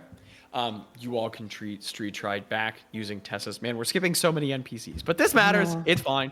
There's all sorts of. You guys do that thing where you go back to town. You haven't been in a while, like in real life, and you have to say hi to everybody and tell all the same stories. And you're like, yeah, no, the loss, it was crazy. Yeah, no, then we were there, and you have to do that again and again and again. But eventually, you guys return to your home, and we will call that the end of the 7th. Okay. I was just going to say, I said this in the chat, but just for the listeners and in case y'all didn't see it, everyone in the party, I give a greater healing potion to and tell them what it does. And then I keep the extra ones on me. And so if someone uses it next time, I'll give them another one. But I have 3 on me and everyone, including Tello, has 1. Okay. We have 7. 7 total, 1 for everybody. Yeah. So everybody in the party can put a potion of greater healing in there. Including Tello. And I wrote in the chat what it does, but it's a bonus action, and it's 44 plus 8 healing. And just to refresh everyone, a bonus action for yourselves, an action for someone else. Yeah. We haven't done that in a while, so. All right. Does anyone take any other... Does anyone take any other actions or preparation or role play the day before? I think Bazz would probably spend a little bit more time in the city just double checking other shops to see if there was a bolt jewel encrusted anywhere shell? before leaving. Yeah. Yeah. Give me an investigation check, Bazz.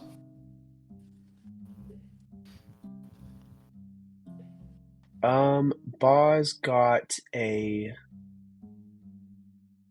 7. What time is it of the day right now? Well, if you'd already been waiting around on the sword, it's like evening at this point. Oh, he would have Bazz. done it while waiting on the sword. Like he would have done it. Right. You during- know what? Yeah. So in the afternoon while you were waiting, yes. Give me an intelligence check. Oh man. 5. No, 5. Yeah, no, 5. But we can't be good at every. There's not like a spell component shop or like anything anywhere, like a place to get like standard spell stuff. Can I Sure. assist and help him? It's just worth remembering. This isn't a spell component. This is a spell component for one of the most powerful spells in the world that few people are ever casting, right? Like you guys are shopping, but you're shopping for Lamborghinis and electric guitars that are water on the inside, and you know, like the kind of money you guys are throwing around. Drive. It's so like these things can be found, and Home Cove's a massive city, but there's a question of like, do people have this item in stock? Has it been bought? And like people aren't. It's not like this. I work at the jewel encrusted chalice shop. Is there like a jewelry store somewhere or like a furniture store? Like it doesn't even need to be like a magic item. It just needs to be like something Bazz? that fits a condition that's worth an amount of money, if that makes sense. You know what? That's good. Is he Yeah, brainstorming you know what? with Ro? Because Ro lived there for a while. She could maybe know. Well, that's true. That's what I'm saying. Like if he's Good talking, idea. that's what I was trying to say. If he's talking out loud, Ro lived here for like Oh, a couple years. Bazz would be keeping you up to date on where he's going and what he's doing, right? Especially for like if we ever split up for some reason, I don't know why, but he would be telling you what he's doing, where he's going. I think both of you guys have the ability to disguise yourselves, right? I know Ro does. I think Bazz does also. The last time you guys were Well, here, he you were can be both an disguised. animal. I can only do it anyway. twice a day or 3 times. I'm In not some sure. form. You all have, because I just don't care about it at the moment. We'll care about it another time, but not today. You all have disguised yourself and you're waltzing around the city. And at some point you have this idea, Bazz, and I really like your reasoning, Landon. I think that's very logical, right? That like from a component shop, it might be rare, but a jewelry store might just have this, right? I mean, Home Cove is a very wealthy city in some areas.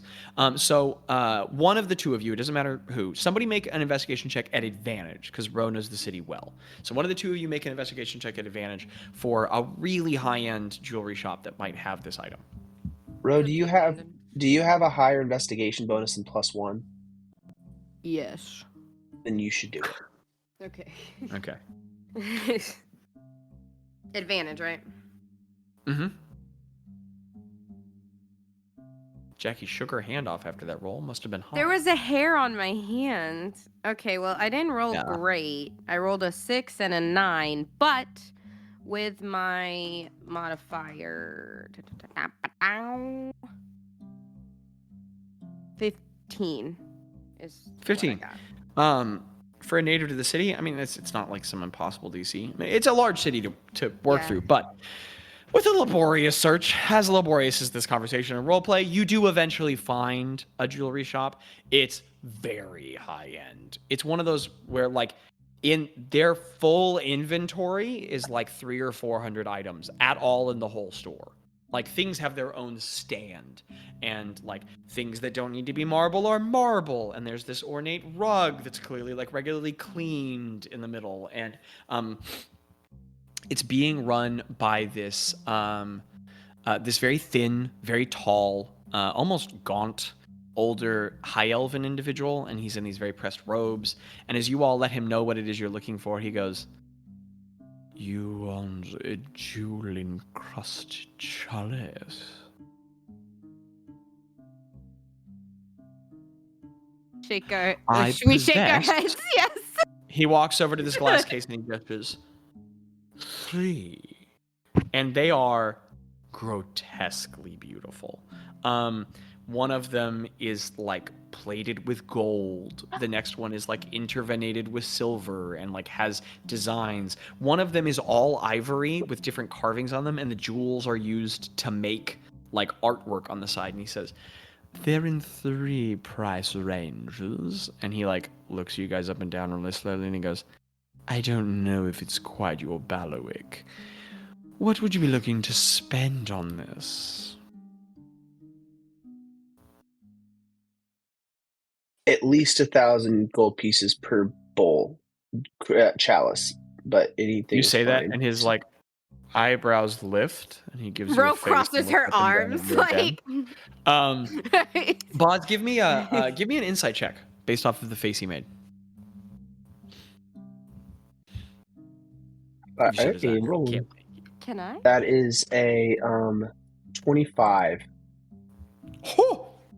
Ho ho! My Bazz is back, and there are words to this song. Hey no, hey no. Bazz, you read him like a book. Two things are evident, and this is, man, at this point in this campaign, this is not your first time dealing with snooty people.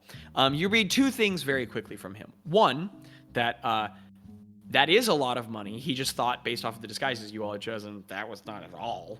And how you carried yourselves and how you talked, that like that was not your. But now he's like, oh, okay, they're high rollers. The other thing you immediately read off of him is there are no prices on anything in the store.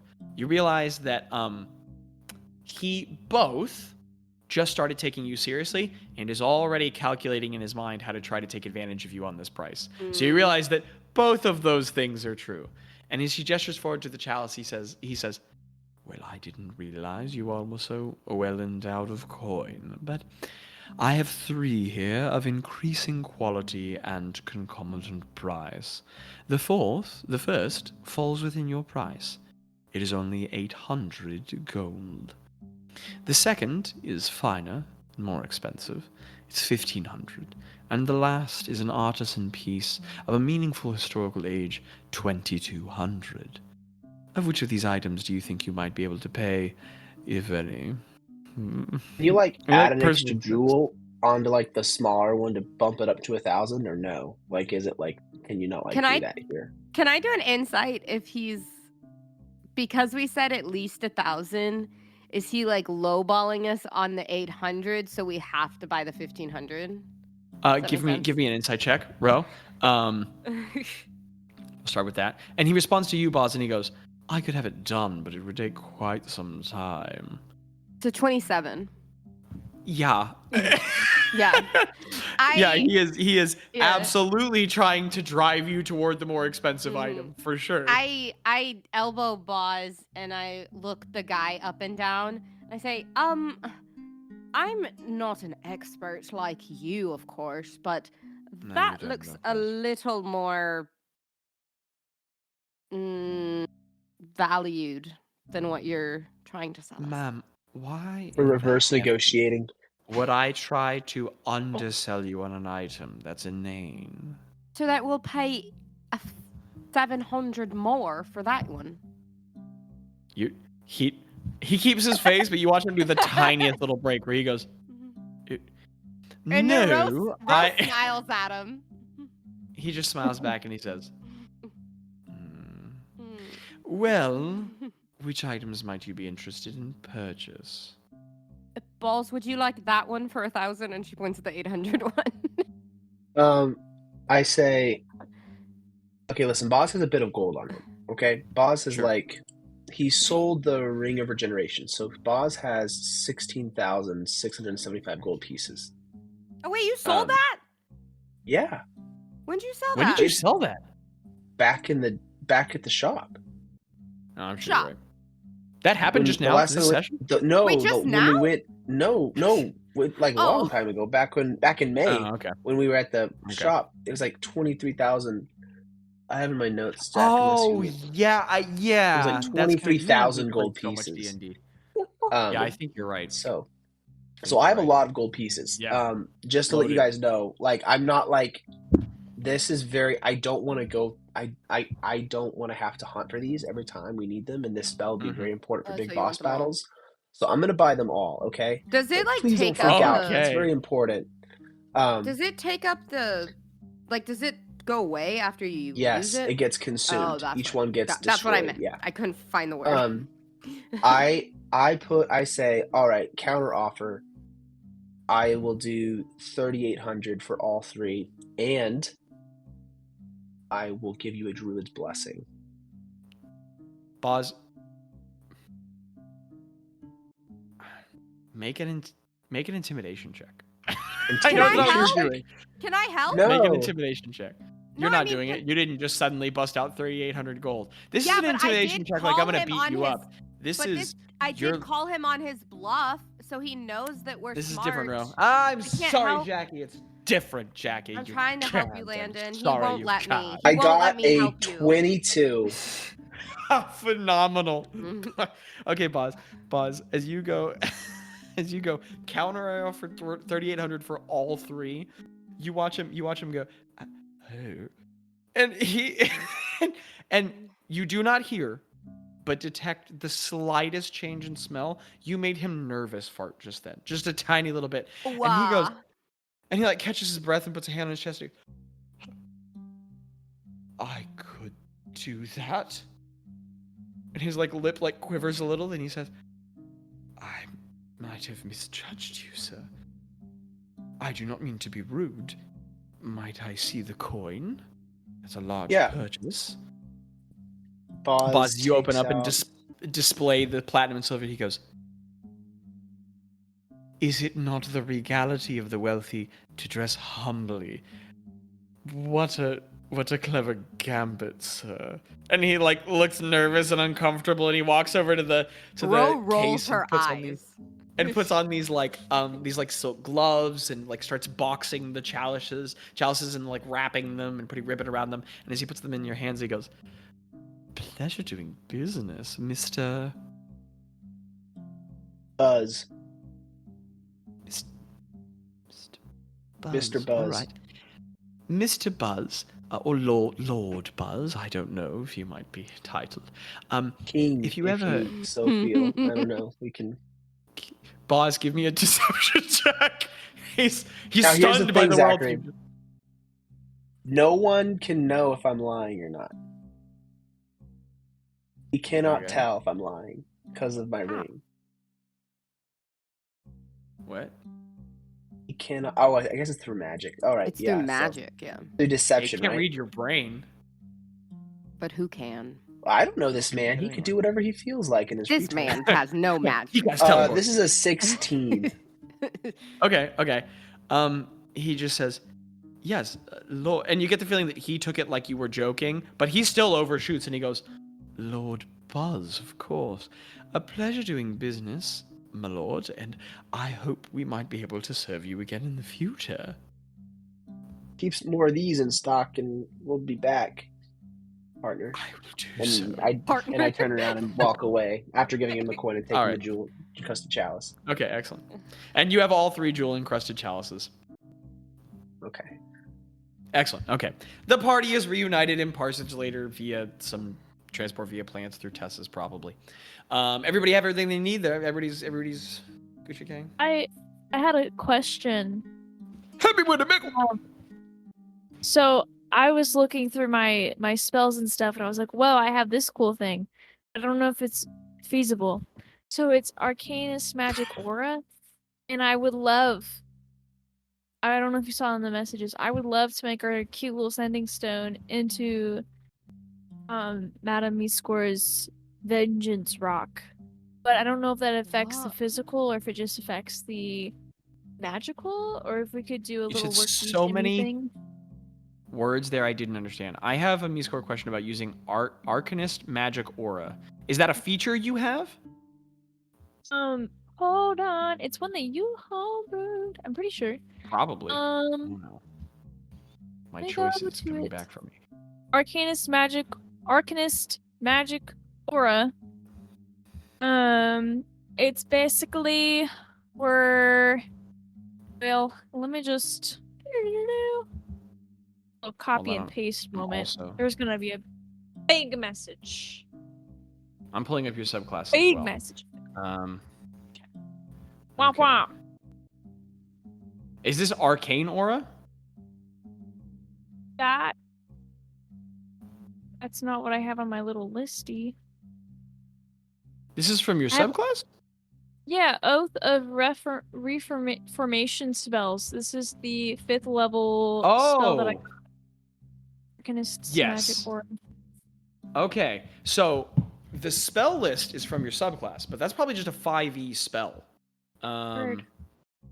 So Arcanists. Well, I put it in the Magic, chat. I copied and pasted it. Oh, you found the spell. Okay. Yeah, Okay. I had it saved. You place an illusion on a creature or an object. So the divination spells reveal false information about it. The target can be willing.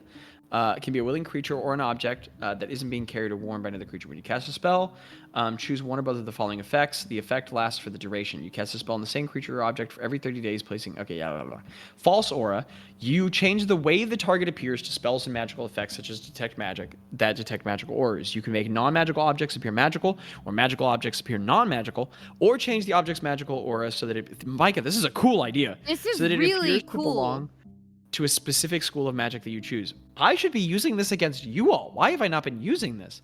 When you use this effect on an object, you can make the false magic apparent to any creatures that handle the item. Okay, and then our other option is Then your other option is mask. Every once in a while I check the chat and it's concerning. You change the way the target spell appears to spells magical effects. Okay, such as your Paladin's Divine Fence. You choose a creature type or spells. All right, okay. So, you are wanting to do what with the spell? Because you have it. I want to take our cute little sending stone, make it her beloved rock, vengeance rock. Okay. So, I don't know if that, like, if she'd be like, I can tell that has a school of magic, but that's definitely not my rock, you know? Like, It's not my rock. Well, you It's could not my rock. consult Gretta. You could consult Gretta on it if you wanted to. okay. Hey, Greta, your name. I know it. Yeah. So you know the rock that we have? One right here? Yes. Yeah. Micah, inspiration. Oh, that was phenomenal. I'm familiar. Okay, cool. And there's a little I bit. just realized something. So Continue. I want to make this look like Score's evil rock. And I feel like I have Can you a way remind to me make of the it. name? No. Yes. Oh, wait, you said DM. Okay. I thought you said Craig. Can you remember the name of the rock? I was like, no, I can't. Greta, you remember? First of all, I just realized that Nimbus was on the bed with you. You're in your new apartment, right? No, I'm at my parents' house. Oh, I thought you got to keep Nimbus, and I was like, that's amazing. I would not ever think about taking this cat away from my dad. He loves the cat very, very much. That's very sweet. I miss him every single. I miss you every.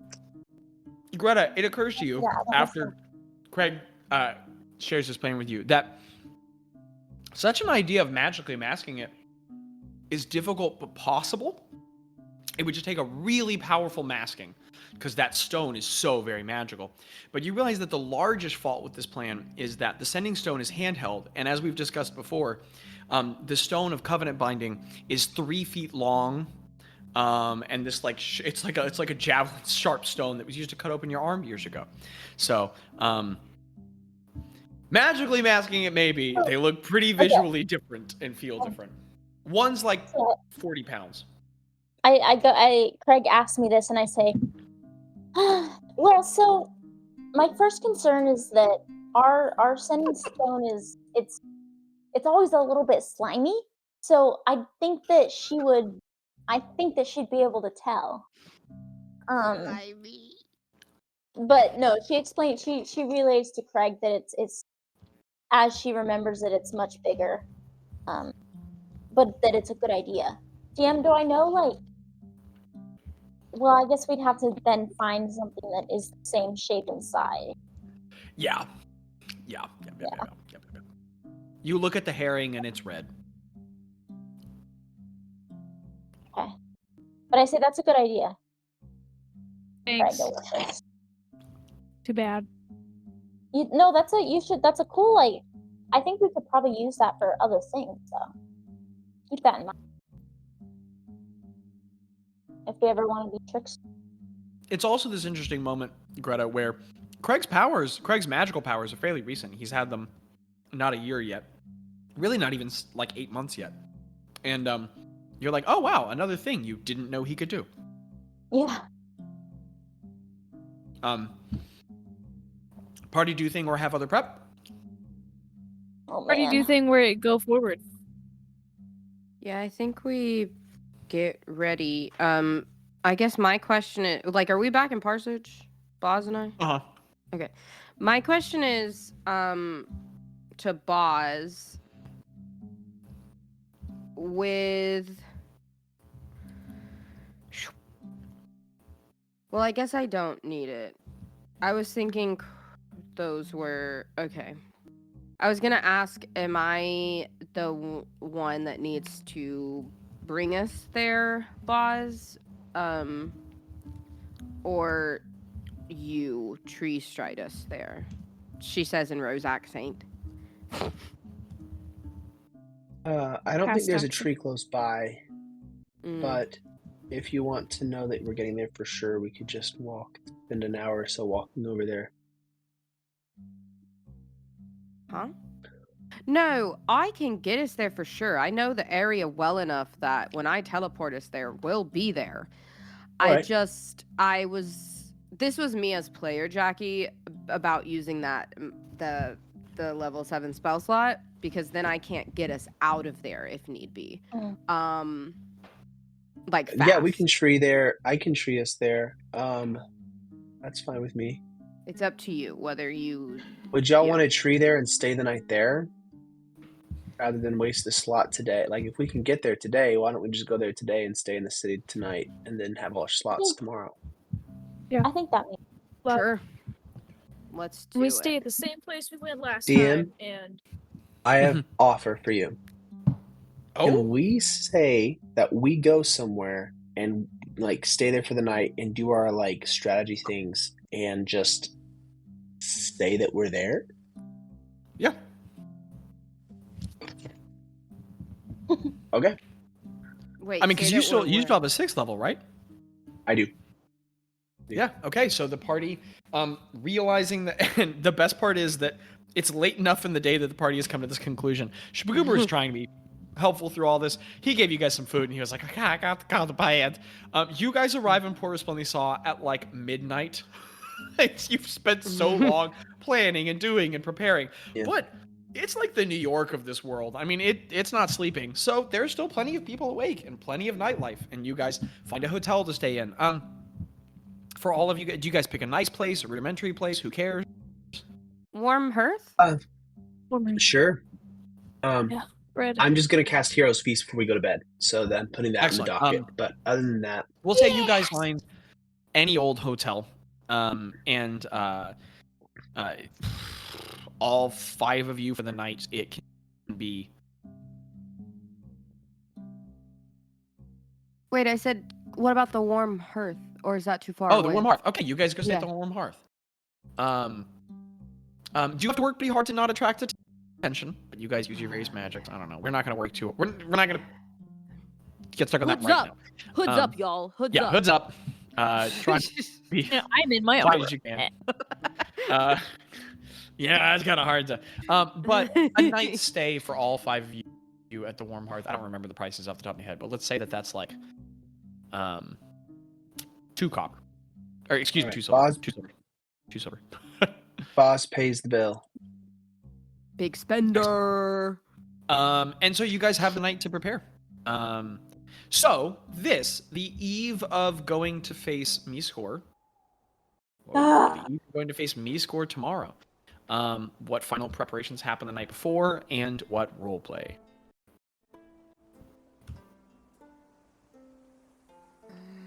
I think she's on. I think Craig is gonna do a little chatty chat with Old. Just tell him, keep him posted. Oh, Ask him how his day's Okay. going. Just the regular stuff. Probably saying something like, "Hey, did something stupid, and now we're gonna try and undo it. Also, I promise I'll get more your eyes in the spring stuff." And You know, Craig, stupid's a matter of perspective. It only feel makes like the narrative I watch more interesting. doing it for the dad lore. Don't know what that means. You'll I get them don't one mean day. to press you, but the hour does grow late. I have a few other allies looking for my eyes, but the shadow's not far on your night, Craig.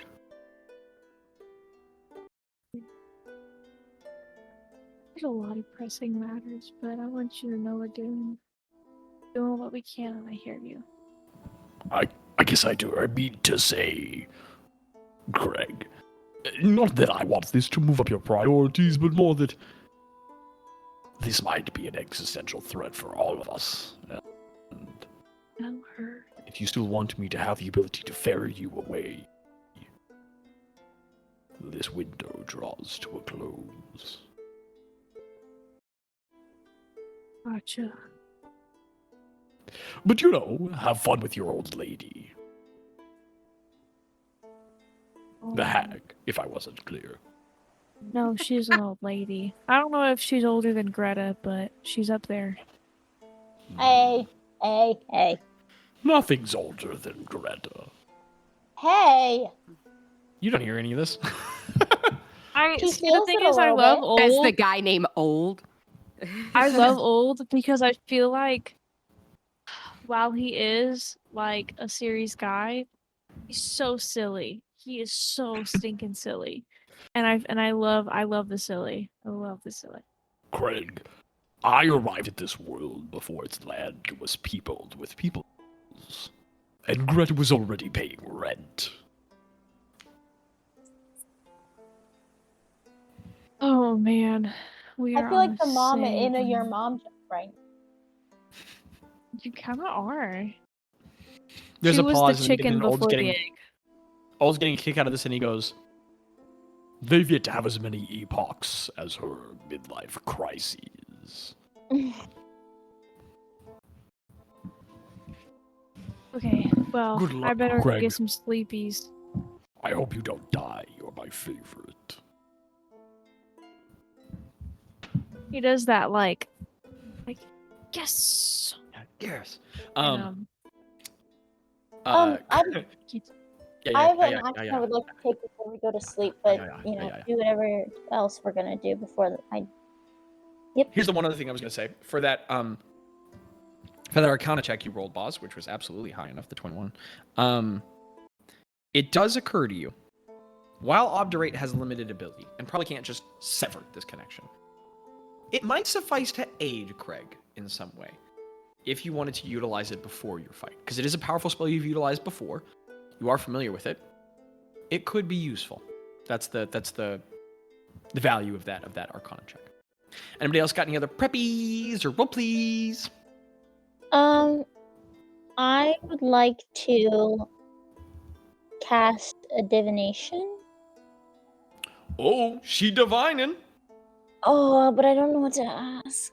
So she's gonna sit.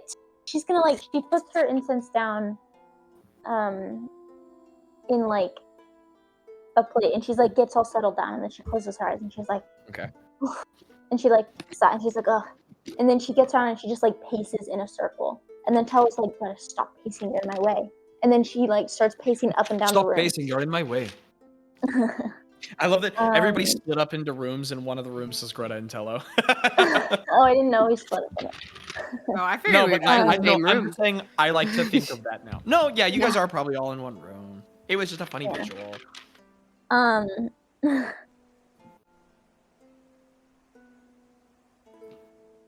Okay, so she's gonna finally settle down. She's gonna go, okay. And she's gonna close her eyes and she's gonna light her incense, and it's all floating around her. And she's gonna ask, Okay. is it a bad I take Craig into this? Which spell is she casting? Divination. Oh, sorry. It's a school of magic, and I forgot it was a spell. Yes, divination. Oops. Is this a yes or no? So you are put in contact with a god or a god's servant. You ask a single question concerning a specific goal or event or activity to occur within 7 days. The DM offers a truthful reply. The reply might be a short phrase, a cryptic rhyme, or an omen. Okay. It's the one question? Yes. Yeah, you ask a single question. Yes. All right. So Greta, as you pace and think, oh man, how do I answer this? The hard thing is that Abby, the truth is literally complicated. Okay, so you ask this question, and as the tendrils of mist wrap around your head, like other people would just see, oh, this is sick. Okay, so Greta, as you finally pause and sit there, and the incense burns and the smoke is rising up around your head, everyone else just sees Greta sitting on the floor with the incense rising around her. Also, Tella quits what he's doing to watch because weird, cool things happen when Greta divinates, so he's watching. At some point, as Greta's eyes are closed, her symbol lights up, and in green, your magic's green, right, Abby? Yes. Right, green? Yes. In emerald green magic, this eye, this abstract shape of an eye opens up in her forehead as a third eye. Whoa, sick. I love that. Inside of that, and then a sixth inside of that, and a I seventh love that. inside of that. And Greta, your eyes are closed, but you are looking around as if your eyes are open. You literally can't tell your eyes are closed right now as you look through these multifaceted eye on your forehead. And as you look around, you watch the symbols in the smoke change and move into shapes as if, and no one else can, everyone else sees you sitting still with smoke rising up around your head, but you're watching the smoke dance. And you watch the smoke become the abstract shape of a shield. And you innately understand the shield as Craig. And you can see figures behind the shield. And you watch the shield rise up and defend those individuals. And you take this innately to mean that there is value in his presence. You also watch the shield warp slightly and like parts of it fracture. And you even watch it at some point pushed back onto some of the figures behind it. And you get the feeling that, again, it's vague, but this omen is communicating to you something that Craig's presence is invaluable as your defender. And he has this essential role in the fight that would be foolish not to have him. And you also have imparted upon you a strong confidence that he is particularly in danger. And that it is not impossible that he could be used against you. And you feel, you interpret both of these things from the vision. That both realities exist together, and there is no clear yes or no. Okay. Which is a stinky message, but it's the truth. No, I feel like I asked a bad question because I feel like we already knew that, and we had already decided. So hey, man, now it's been clarified, and sometimes the certainty of mind is worth something. Yeah, she's gonna like while this is happening, like she through her third eye, she like realizes that her incense has gone out, so she goes, and like gets like. Without opening to everyone else, without opening her eyes, she pulls out like another chunk of incense. That's cool. You guys are watching Greta do all this with her eyes closed. That's sick, Abby. So she.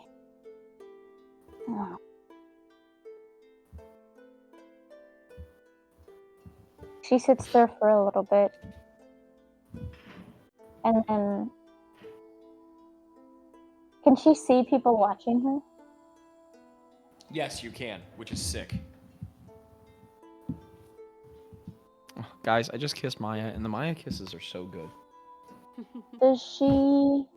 She's gonna ask.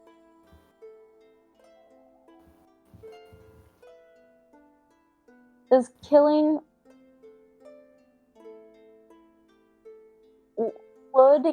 me score have any negative effects on the party?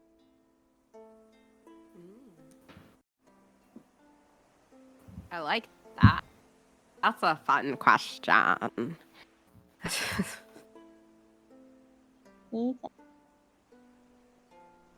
What a layered question. Yeah, smart. Okay. You know what? I'll tell you She's what, Abby. playing I'm gonna 4D take that chess. question like it is. So I'm going to answer that question for exactly what you've asked. I'm going to ignore any other possibilities of how things could go, and I'm only going to think about Mizkor dying, right? That's the question, right? Mizkor's death. Yeah. Yeah? Would us killing her have any negative effects on the party? Mm. I'll say what you see is that smoky shield rises up again and just wavers slightly. And you see that to take that it could be harmful to Craig as a pact debtor.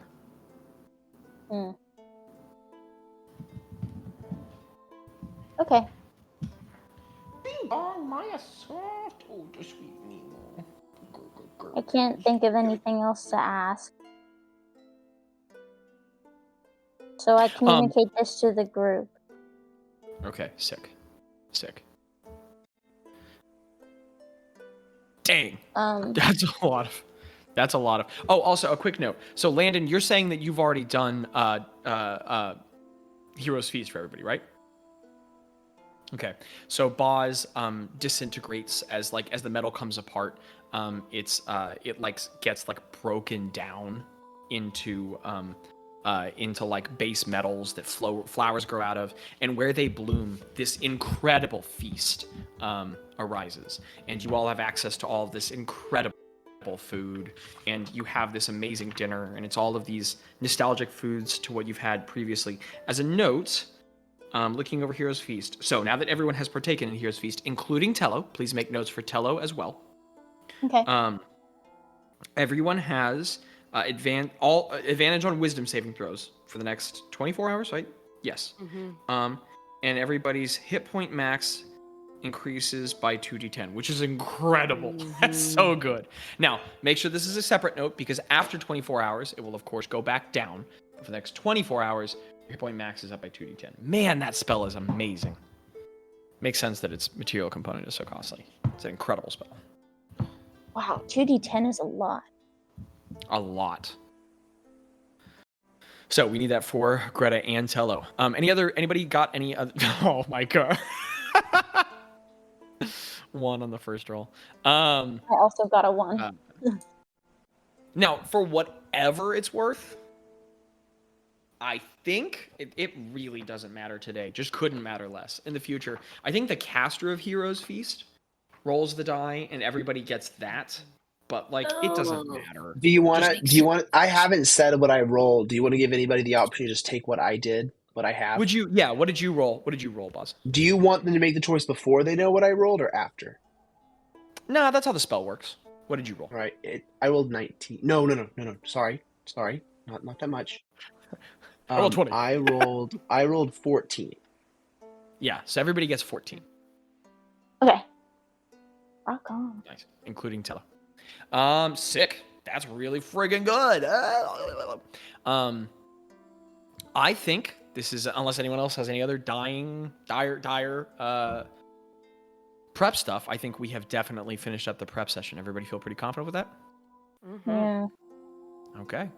Well then, as the party sleeps in the warm hearth one more time, on the evening of the 7th,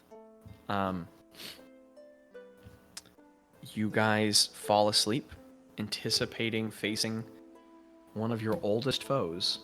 One could make an argument your oldest foe tomorrow, as the party thinks about this dark figure who brought them all together, that you all mean to bring her an unexpected reckoning tomorrow. And whatever feelings or thoughts accompany that, the group falls asleep in the small room of the warm hearth, one of the first places that you guys ever fell asleep together.